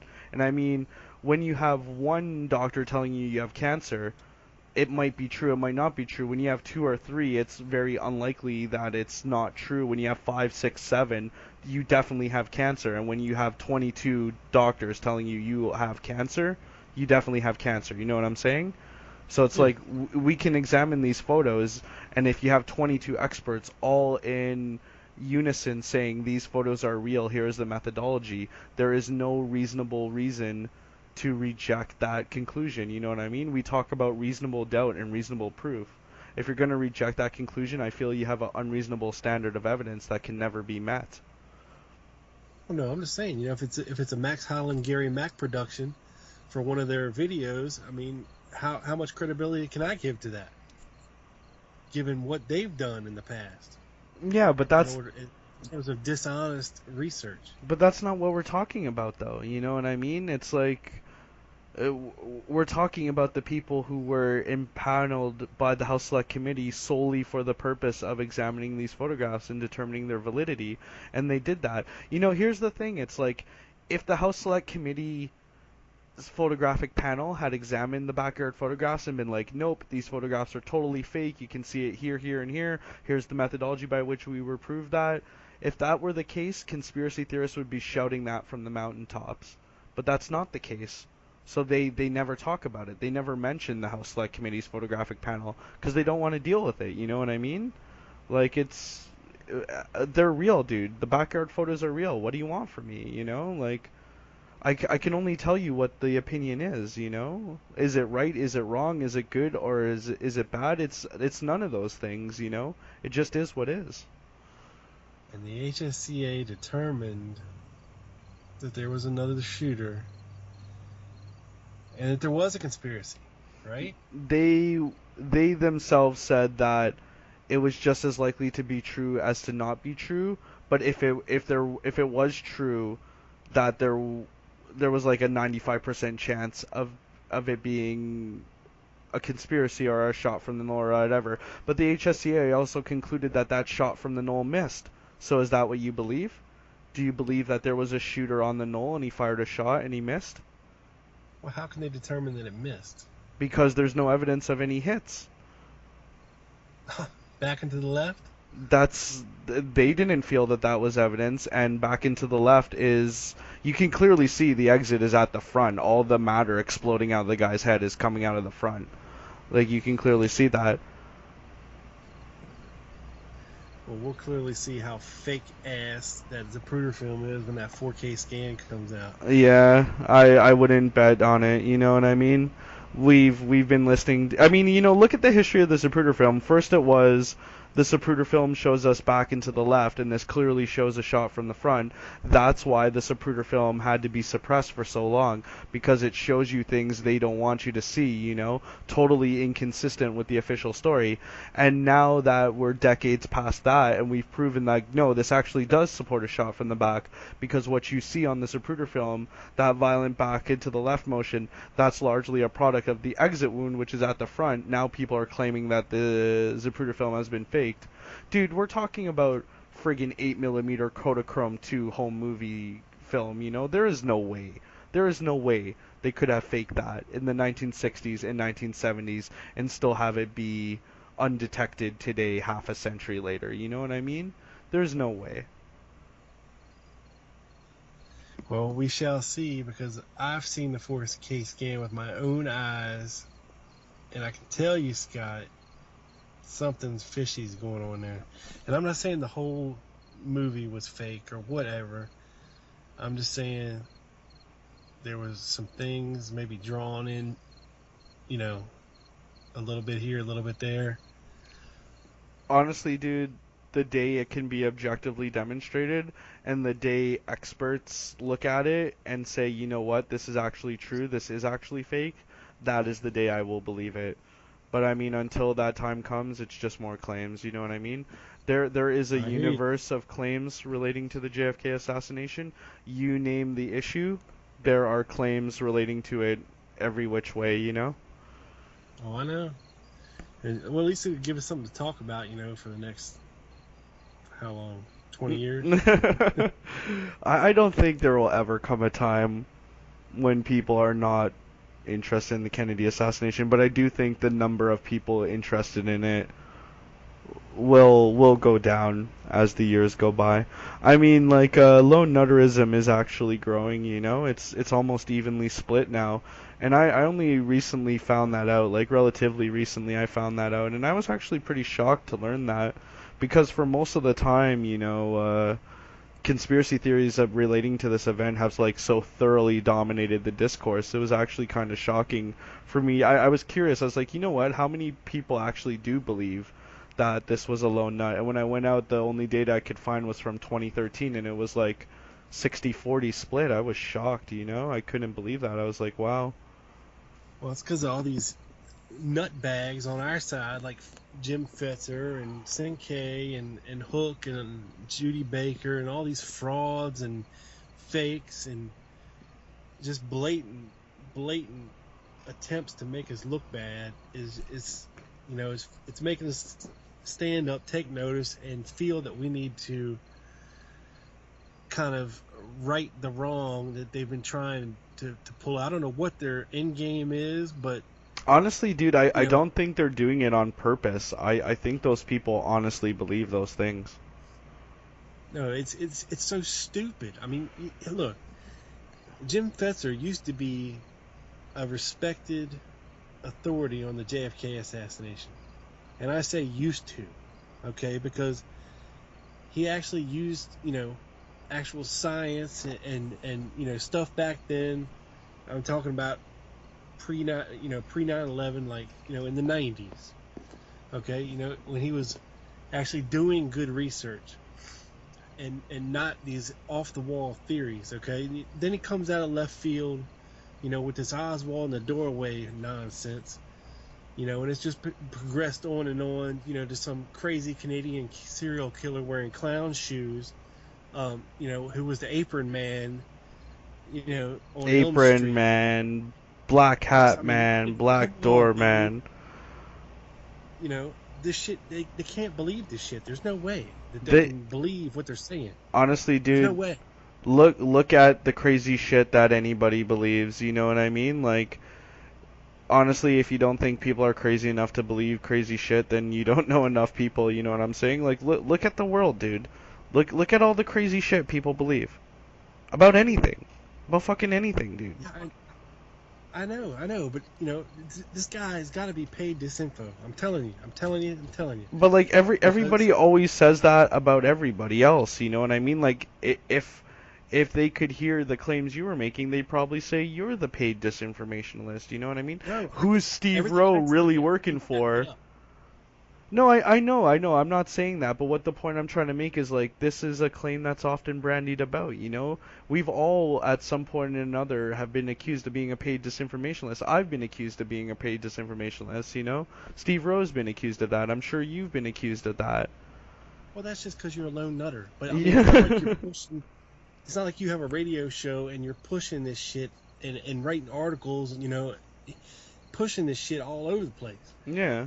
And it's not like you're writing books and blatantly lying to hundreds of followers to send you money so you can live because you're so scary, on the run, and you need to be incognito, like Judy Baker, who lives off donations and stuff like this. I mean, this is crazy stuff, man. I mean, nothing she can say, nothing she says can be substantiated whatsoever. Yeah, I mean, like, as Okay, obviously people as a look. low nutter, I don't believe it. No, and I don't believe it either. I'm the kind of person, I need some kind of evidence. Yeah, for I'm sure. sorry. There's another book out there. It's called the Bible, and I don't believe it either. No, Okay, because me neither. you know I need more than faith. You know what I'm saying? I Yeah, need proof.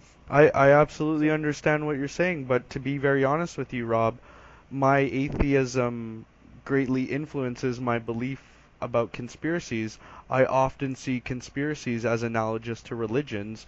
People believe in the conspiracy is God, and the conspiracy theories are the religions trying to explain the nature of God. You know what I'm saying? That's what you see. You look at religion, what do you see? You see the one belief that this God is real and actually exists, and then you see a bunch of different religions around that belief, and they're all different, right? You look at the conspiracy, what do you see? You see the core belief that this conspiracy is real and exists, and then when you look, what do you see? You see the different conspiracy theories all around it trying to explain that core belief. You know what I mean? It's very similar. yeah, but when you say conspiracy theories, you're talking about. I mean, was it as convoluted and as this case is? Of course, different people are going to believe different things. People are at different levels of research. If they even do any research, they might just read books, this and that, casual interest. But for the people who've looked into it, and who keep finding things to make us believe in a conspiracy, it's I don't know how to equate it, Scott. It's like I can I don't kind know. of. Sorry, dude, go ahead. Go ahead, go ahead. I can I'm trying kind to of. figure out. I can kind of understand where you're coming from with that. I can kind of hear what you're saying, but at the same time, I just go back to the question I asked you earlier. It's been 50 years. What's been proven? What's been proven? What is the fundamental thing in the official explanation that has been disproven and we all accept that and it's not a contentious issue, you know what I mean? Well, I can sit here all night and tell you various things that that go directly against what the Warren Commission says, what they did, how they conducted their investigation, and on and on and on and on and on about Oswald and this, that, and the other. But like I said, it doesn't get us anywhere because none of us has any power to do anything. Okay, you can write a book, you can write a paper, I can do a radio show, we can have a discussion. It doesn't change jack shit Yeah, yeah. because the people that are in power, that's it, man. You think they're going to reopen this investigation? Hell Well, no. like, why would we want them to reopen it though? It's like, how many different investigations into this one crime do we need to have, dude? Like, you had the Warren Commission, you had the Rockefeller Committee, the Church Committee, you had the HSCA, you know, it's just like the Ramsey Clark panel. Actually, no, I think the Church Committee was not really related to that. So you had like the four investigations, and they all pretty much came up with the same result except for the HSCA, but we know today that that conclusion's wrong because it was based on flawed data, you know? And even it's so weird. People want to talk about the HSCA and be like, okay, well, they said it was a conspiracy. Yeah, but they also said a bunch of other stuff that you totally don't even agree with. So it's like they're just going through it cherry picking, you know?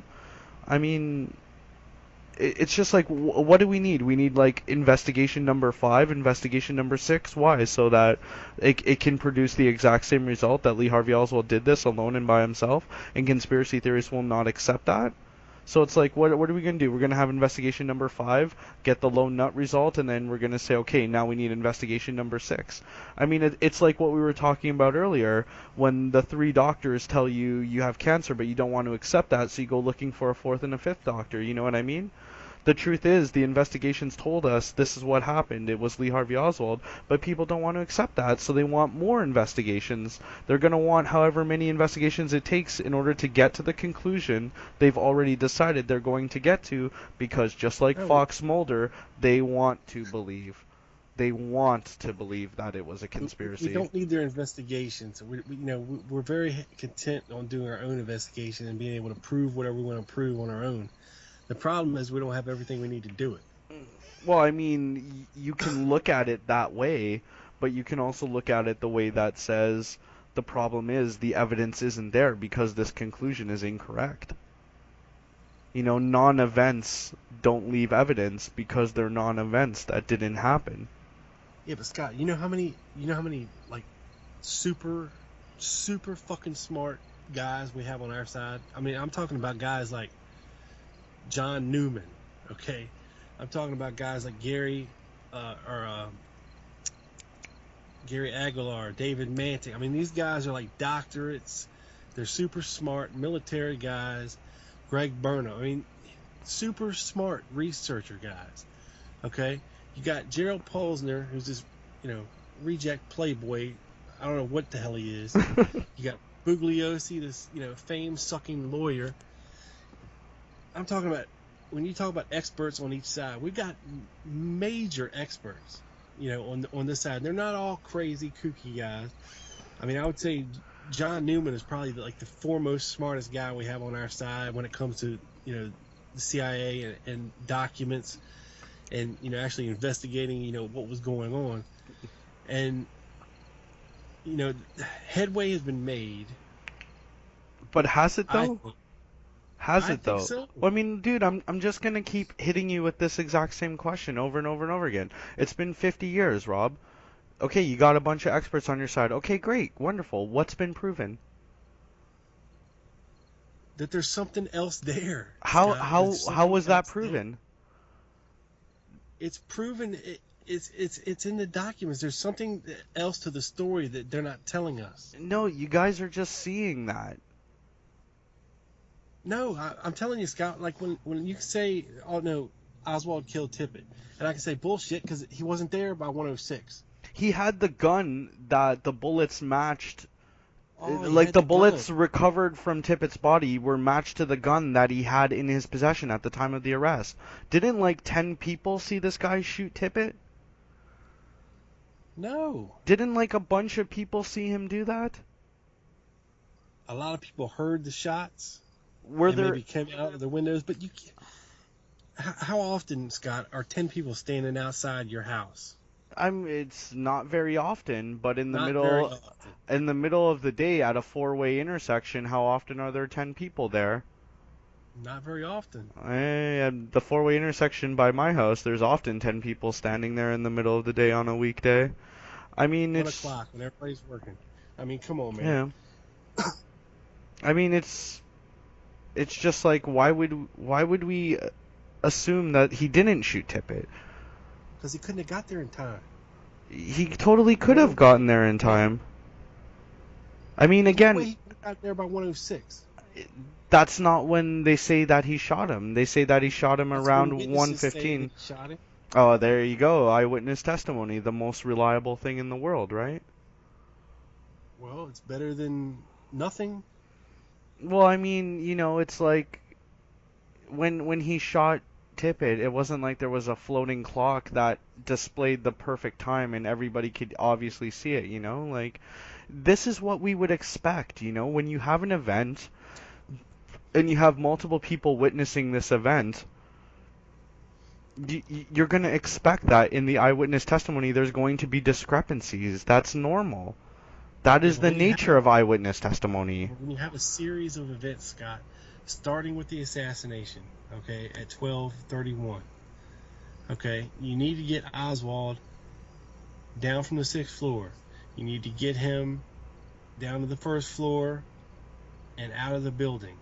Then you have to get him across Elm Street, across Houston, and a couple blocks down Main Street on a bus going nowhere.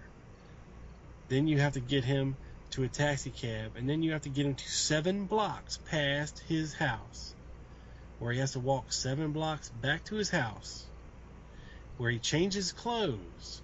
Okay, wait a minute. Why did he do that? Why did he get the cab to take him past his house? I have no idea. Could we say that he did that because he was trying to scope it out and see if anybody had caught on and was waiting to him? Like, the cops, maybe?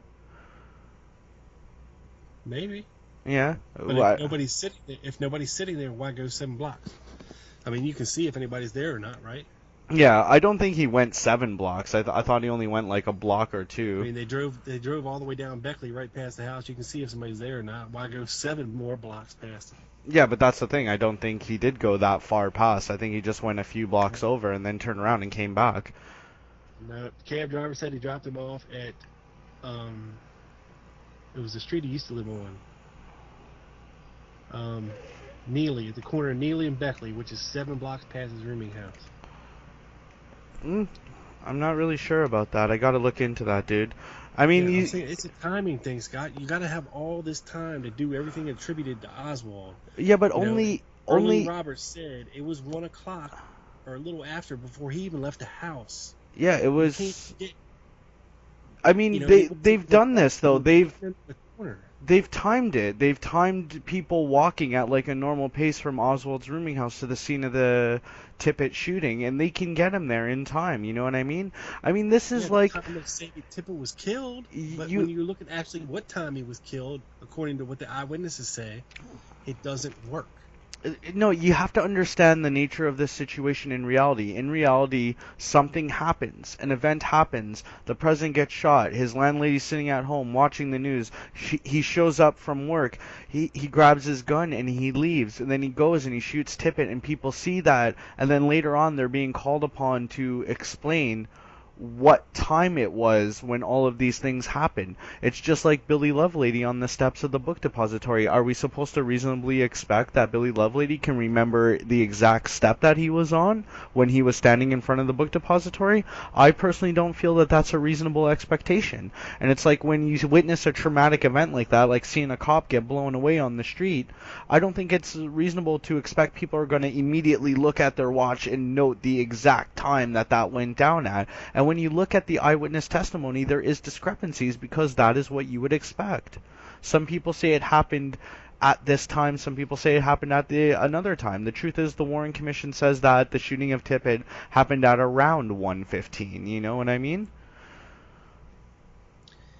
Yeah, around. Around, but yeah. if it happened before, it wasn't Oswald. I'm telling you, he couldn't have got there in time. It had to have been Oswald because the bullets that killed Officer Tippit were fired from the weapon he had in his possession at the time of his arrest. So if it was not Oswald, then how could we explain that? Here's how I'll explain it to you. When you look at the radio logs from that day, the DPD radio logs, they cornered a suspect in the Abundant Life Church down at the end of the alley off of 10th Street. Okay, it was either Westbrook or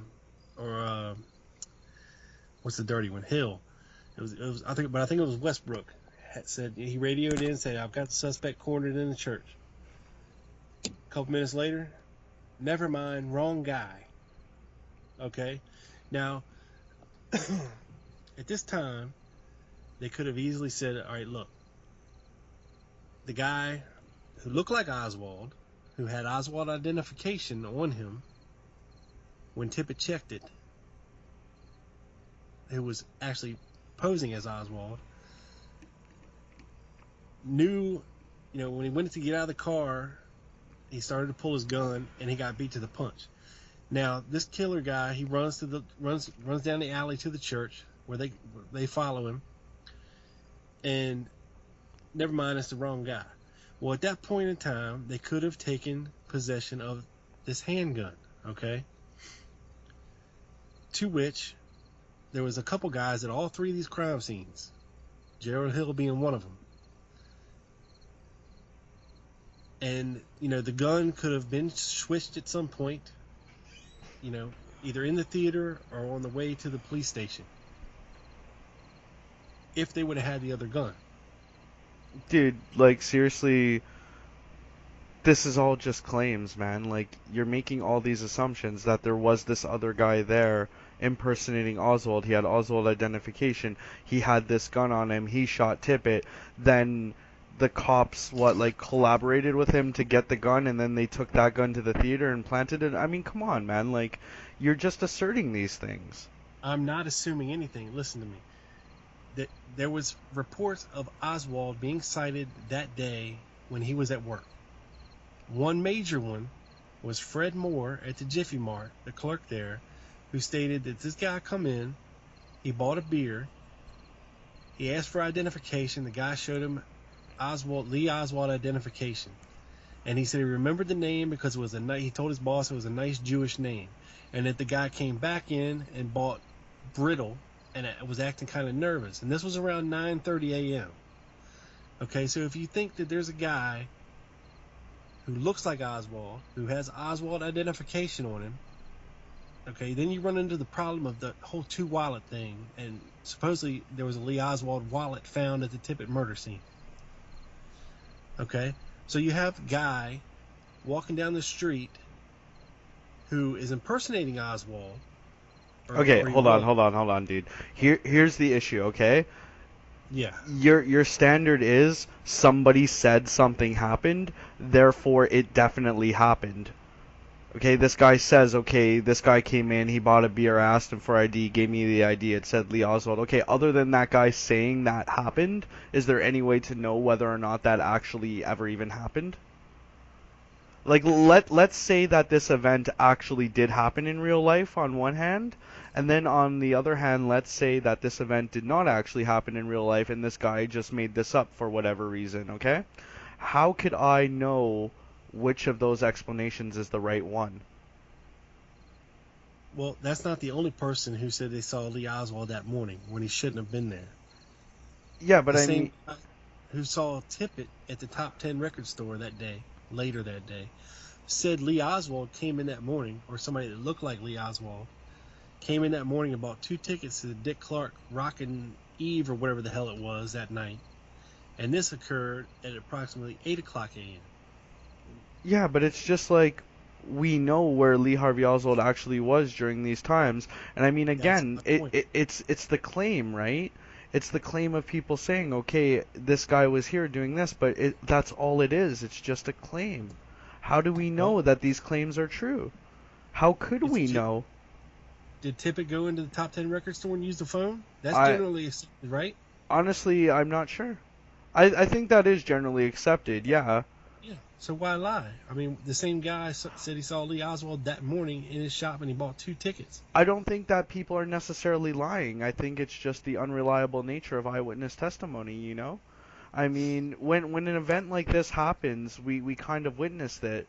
Like, when a high profile event goes down, there are people that come forward later on and say, oh yeah, I know this guy here, I saw this guy there.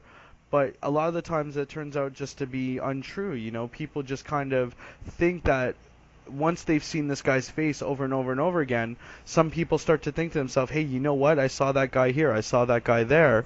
But it doesn't necessarily mean that it's true. I mean, they're kind of the time when this kind of happened is kind of over now, but it's like back in the day there used to be Elvis sightings all over the place, you know what I mean? And people that believed that Elvis was still alive after he allegedly died, they would talk about this all the time. Well, this, a gas station owner in Nantucket saw Elvis come into his store and buy a beer and some brittle, you know? It's just like this happens when you have events like these.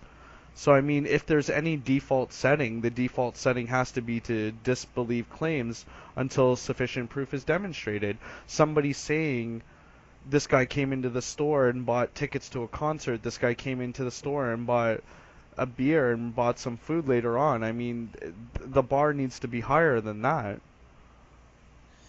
Well, I'm just saying, when you put all these things together, I mean, that's not the only thing either. You got Bernard Hare, the owner of Bernie's Hobby Shop, right? And they shared an alley with the Texas Theater. It's right down the street from the Texas Theater.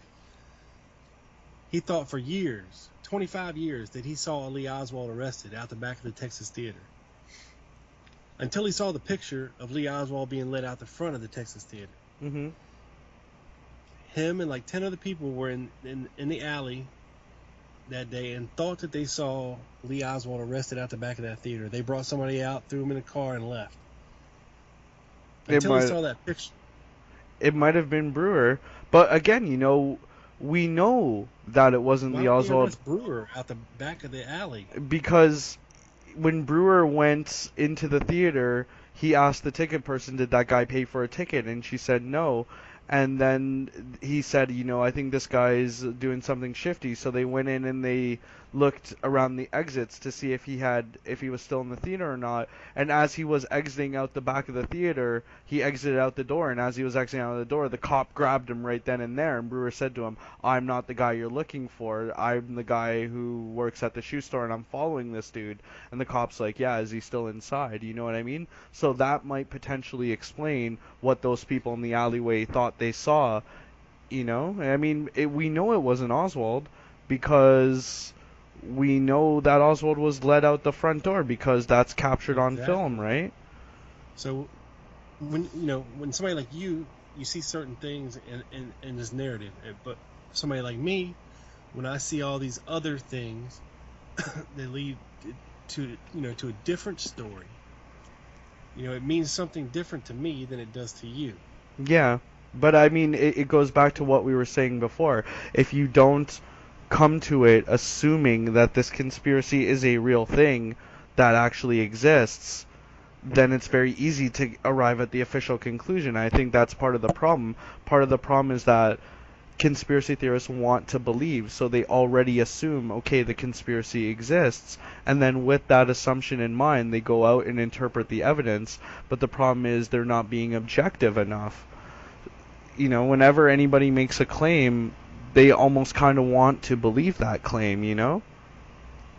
Well, when low nutters look at the claim, they don't want to believe that there's a conspiracy, so they're looking at it through tainted vision as well, because they dismiss the claims out of hand without looking into them and, attributing them to mistakes or, just whatever.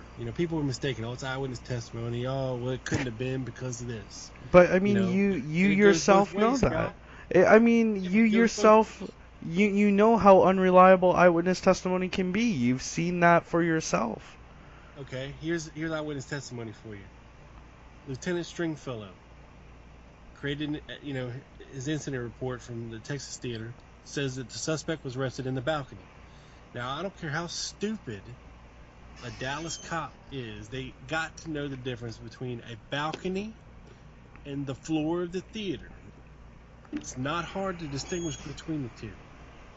Yeah, I know. I mean, the homicide report for J.D. Tippett states on it, the suspect was arrested in the balcony of the Texas Theater. Now, when I look at that, I see, okay, I know Lee Oswald was arrested on the floor, but here's two differing reports stating that there was a suspect arrested in the balcony. And then I see something like Bernard Harris' testimony that a suspect was taken out the back. And he's not the only one that said that. Butch Burroughs also said after Oswald was arrested at the front, about 3 or 4 minutes later, they took somebody out of the balcony and out the back door. Now, when I see all this and put it all together, in my head, something is fishy. Now, you might dismiss it as whatever, but to me, that's something that needs to be looked at a little closer, and that's something that I can use to try to figure out what may have happened. Yeah. A different version of events. I mean, I'm not opposed to like looking at things closer and trying to answer these questions, but at the same time you also have to recognize the nature of reality. In reality, there's always going to be errors, there's always going to be omissions, there's always going to be inconsistencies. This is just like a normal part of what goes on in an investigation. I mean, my understanding of it was they'd hand off all their notes to the one guy who typed up all the reports, and since that guy wasn't there and wasn't typing up reports for events that he didn't even really witness, that this is where you get some of these errors from, saying that the guy was caught in the balcony and not on the floor, you know what I'm saying? So it's like, I mean, it's, I don't know, dude. I don't know how to put it. I mean, it just seems like no matter what, there's always there's always something that people can bring up, you know what I mean? And I guess that's one of the reasons why interest in the Kennedy assassination endures in the popular consciousness the way that it does, you know? It's because like it's so detailed and there's so many variables and there's so many things to look into that you can always just pick it apart and try to explain everything. But I don't think we can ever honestly reasonably have an explanation for every variable, you know? I honestly don't know if other people were arrested at the Texas Theater or not. I don't believe there were. But I mean, at the same time, I don't know that for sure, you know? I have to go on the evidence that I actually have. Yeah, I mean, but you got two eyewitnesses saying that they saw different. You got police reports saying different. Yeah, but it's like, You can't just dismiss it as being a mistake unless you actually look into it. And when you actually look into it and you read more in depth about what Bernard Harris is trying to tell us and what Butch Burroughs is trying to tell us, that hey, there was somebody else arrested out the back of the theater and threw in a car and taken downtown or well, taken wherever. it's do we have any arrest records for these people? Do we know their names? Do we know what the story of that was? So I mean, all we have are people saying, okay, these people got arrested and got taken into a car and taken downtown, but other than those people saying that, there's nothing to go on, you know what I mean? It always goes back to this person made a claim, but other than the person making the claim, there's nothing to go on. So it's like, what can I do with that? Well, if the cops are complicit in the cover up, then But they're like, not going to say anything. There's not going to be a arrest report. They're going to take said dude wherever he needs to go and drop him off but it's like, and be done with it. why do that? You know what I mean? It's just like that conclusion flows from the premise that the conspiracy is real and that the cover up took place, but that's the conclusion we're trying to prove. So it's like Yeah, but I'll we tell you can't why. I tell you assume why I that get here. conclusion. I'll tell you why I get here, because on the night of the assassination, you have Jack Ruby talking for 3 hours to Harry Olsen, who is a Dallas cop, okay, who is currently on injury leave, if you want to call it that or whatever, okay? And the Carousel Club is frequented by a lot of cops. Ruby treats them right, free drinks, girls, the whole 9 yards, whatever. Plenty of the cops back then took on extra jobs for extra money. There was dirty cops back then, just like there are now. And if you get a few, if you buy a few, okay, because the way I see it, all right, J.D. Tippett, who we know took on extra jobs to earn extra money, we know that. It's not out of the realm of possibility that he would have done something a little on the dark side for a lot of money. Mm. It's So, not out of the realm of possibility, no. but at the same It's, time, we don't really have proof that that actually happened. well, we do, because we have what we call circumstantial evidence. We have what appears to be J.D. Tippett out of position that day, someplace where he shouldn't have been. We have witnesses who saw him at sitting at the Glaco station at the end of the Houston Street Viaduct, waiting in his car immediately after the assassination. Now, if Lee Oswald would have just walked home, the easiest route would have been up Houston Street across the viaduct to Beckley. Okay? He would have walked right past Tippett. That didn't happen. Okay? So then we have Tippett heading to the Texas Theater. Directly across the street from the Texas Theater, you have the Top 10 record store, which we have testimony that he ran in, didn't talk to anybody, used the phone, didn't say anything, ran back out. Then we have reports of him pulling people over, looking in their cars, not saying anything, not writing them a ticket, and then getting back in his car and going. It's like he's hunting someone. Okay, he's hunting Oswald, trying to find him. He's panicking. Okay, now he's heading down 10th and Patton, or heading down Jefferson Street there. All right, he sees a guy that vaguely matches this Oswald guy's description that he's supposed to find and kill. Then that makes him the hero. Okay, he's the hero of the day. Plus he gets money, but he's a hero. He killed the assassin of the president. He rolls up on this guy. This unknowing guy that doesn't know what Tippett's doing, and Tippett doesn't know what this guy's doing. Okay, this guy, he pulls up and says, "Hey, you kind of look like this guy we're looking for. Can I see some identification?" The guy thinks to himself, "Yeah, okay, here you go." Hands him his wallet with the Lee Oswald identification in it. Tippett looks at it and he's like, "Oh shit, this is the guy I'm looking for." Well, so he starts to get out of the car and starts to pull his weapon, and about that time, boom, boom, guy gets the drop on him, right? Boom. Yeah, I There you mean, have it. I I can understand what you're saying, but at the same time, it's just like if the plan was to just get Oswald and to have Oswald, have this hero cop take him out, then why not just do that at the book depository? You know what I mean? Like if you're gonna plant a cop, plant him at the scene of the crime. And then that way he can say, oh, well, when the shots rang out, I looked up and I saw this guy and I ran into the building and, I forced an encounter with him in the stairwell and I had to shoot him. Like, why let the guy run around like this? It's too And dangerous. you can't have everybody in on the conspiracy. Marion Baker's not in on the conspiracy. You know what I'm saying? Yeah, but It I only mean, J.D. Tippett is, according to this narrative, right?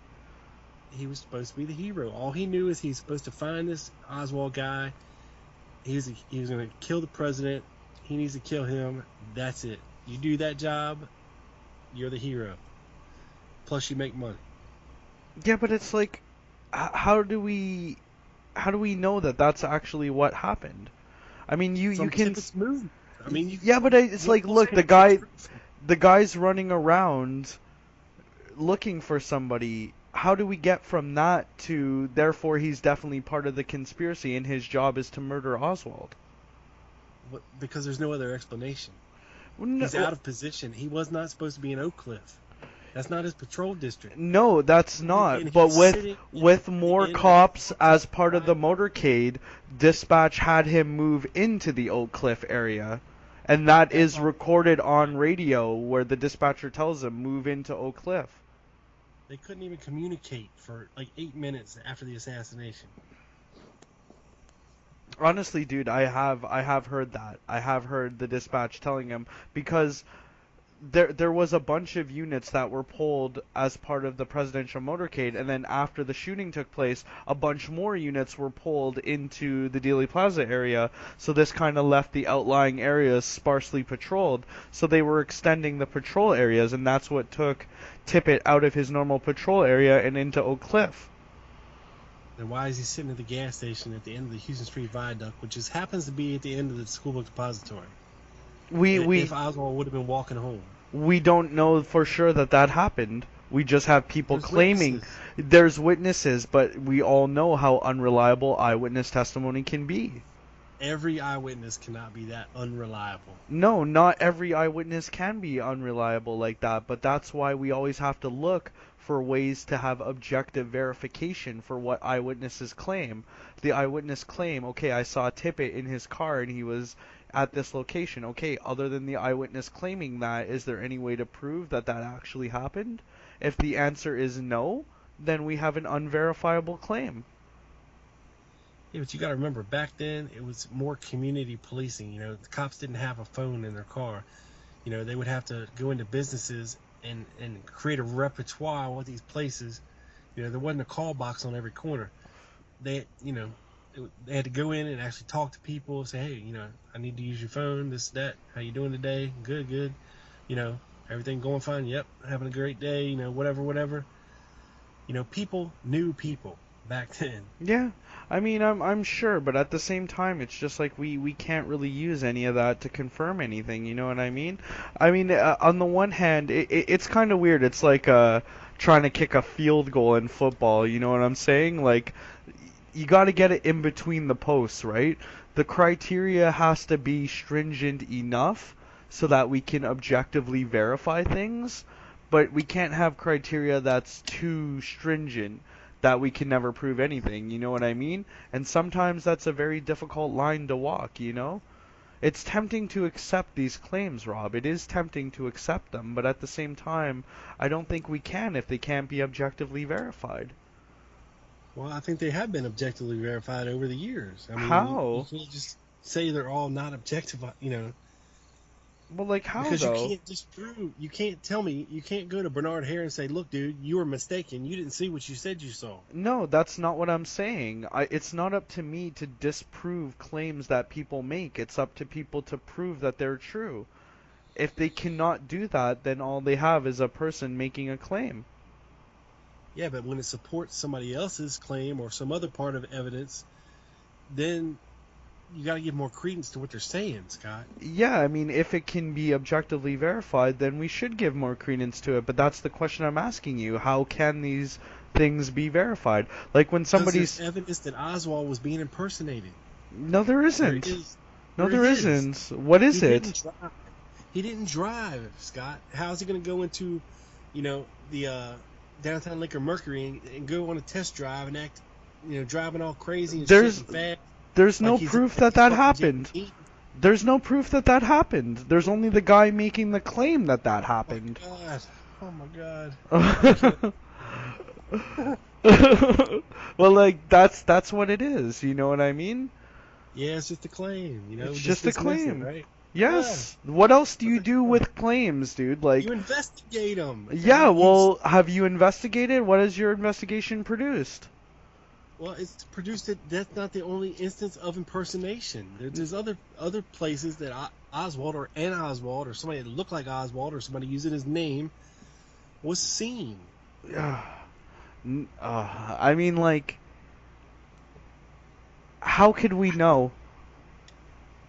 How can we know? How can we tell the difference between something that actually happened and something that somebody think actually happened but did not actually happen and something that somebody just totally made up? How do we tell the difference between these things, dude?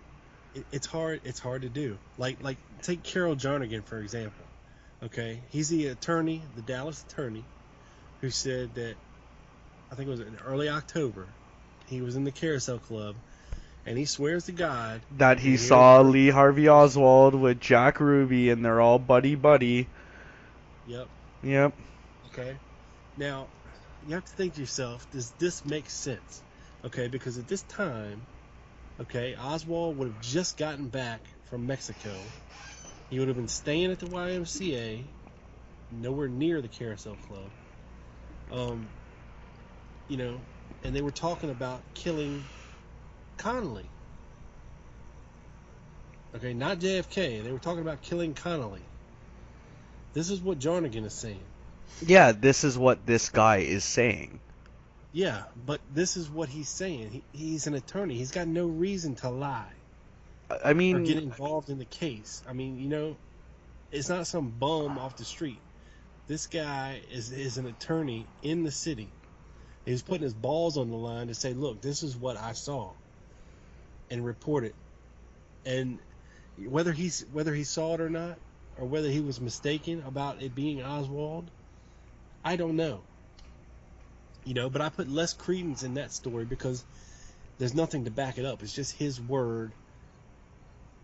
But it doesn't make sense with the narrative, and it doesn't make sense with the timing of things. mhm. It would make more sense to me that he was mistaken, that it was not Lee Oswald. It might have been somebody else, Mhm. if it happened at all. Yeah. Yeah. I mean, but like that's the whole issue with any of these claims, you know? It's like people say all kinds of stuff. Oh, Lee Harvey Oswald came in here, he was test driving a car. Lee Harvey Oswald was at the gun range, he was shooting at another target. Lee Harvey Oswald was in here buying tickets to Dick Clark. Lee Harvey Oswald came in and bought a beer and some food. I mean, it's like, it's all just claims, you know? Like, Yeah, how am they I gave to the guy a tell? lie detector test. Okay, they gave the guy a lie detector test. He wasn't questioned by the Warren Commission, though his letter to the FBI was admitted into the 26 volumes, but they didn't question him. Okay, and then you read a book like The Girl on the Stairs, Barry Ernest, who wrote it. You know, he kind of writes his JFK assassination research narrative of his life. You know, and he started way back in the 60s when he actually went to Dallas and he met people like Roy Truly and talked to them in the TSBD in like 1967, and he went to places like Carol Jarnigan's attorney's office and talked to him, and you get to hear firsthand from somebody who's talking to this guy even 4 years later removed. This guy Jarnigan is still scared to talk about what he saw, and it's just I don't know. It's crazy, man. It's just there's so much stuff with every angle of this thing. Just for me to say, okay, everything's mistaken. There's just too much. I can totally understand where you're coming from, dude. But at the same time, it's just like how could I possibly put this? Ah, God, I don't even know. I don't even know how to put this into words and explain it. I mean, is it easier just to say, just to not even try to think about all this shit, and No, just to it's not that it's easier. It's that I feel like people often come at you with this attitude like, okay, here's all these claims, now it's your responsibility to disprove these claims. But that's kind of like the backwards part of it. The burden of proof rests on the party that is asserting the claim. Like it's not up to me to have like ready-made refutations for anything anybody claims. It's up to them to demonstrate the validity of the stuff they're saying. So at the same time, it's just like you have this elaborate conspiracy theorist culture surrounding this event, and with that you often get people. I mean, the reality is, if you have a story to tell relating to the Kennedy assassination, especially if that story has like sinister elements, the truth is you can maybe parlay that into a book or into an appearance at a conference or something. There is money to be, go talk to any self-help guru, go talk to any like pastor at one of those mega churches with stadium seating, go talk to any con man. Like there is a certain virtue in telling people what they want to hear. When these authors and these researchers go looking for these people, they're not telling them, okay, tell me the official version of the story. They're like, give me the alternate explanation. You know what I'm saying? Because that's what people want to hear. That's what's going to sell books. That's what's going to put asses in seats. Yeah. But how many people like did Bugler or Posner and Bugliosi actually get off their ass and go interview or research? No, like I'm in the middle of reading Reclaiming History right now, and Bugliosi talked to like a lot of people and interviewed a lot of people. I mean, the truth is, the claim, I don't believe the official investigation. I don't think that Lee Harvey Oswald did this. I think that Lee Harvey Oswald was innocent and was actually elements of our own government that did this. When was that ever an unpopular opinion to have? When was that ever like a dangerous or socially taboo thing to say? That's always been the majority opinion. That was the majority opinion on November 22nd, 1963. That's the majority opinion today. And that's the majority opinion every day in between. So, I mean, the idea that this was a conspiracy, well, I mean, it's the argument from popularity, right? No, it's not just about popularity. It's just what makes sense. But when we see with our own eyes, okay, our president's dead. You supposedly got the guy cinched up. This, that, and the other, and next day he's dead. Well, I mean, they always say that, like in every situation, there's always a crowd of people trying to tell you this was a conspiracy. You listen to conspiracy theorists, everything was a conspiracy, right? Well, I mean, people in power lie all the time. All the time. Yeah. For our benefit, because they were too stupid to handle the truth. I mean, it's not that people are too stupid to handle the truth. It's that, I honestly can't believe, like, no story this big could ever be so successfully covered up. It's just too big, dude. It's too awkward and Okay. unwieldy. It would never work in real life. You could never plan this thing People out. involved, if the people involved needed to cover their ass, okay, you have CIA, FBI, DPD, okay. If the CIA has ties to Oswald, that's motive enough for them to cover their ass, okay? If they were involved with all this defector nonsense, now it doesn't even have to be anything nefarious.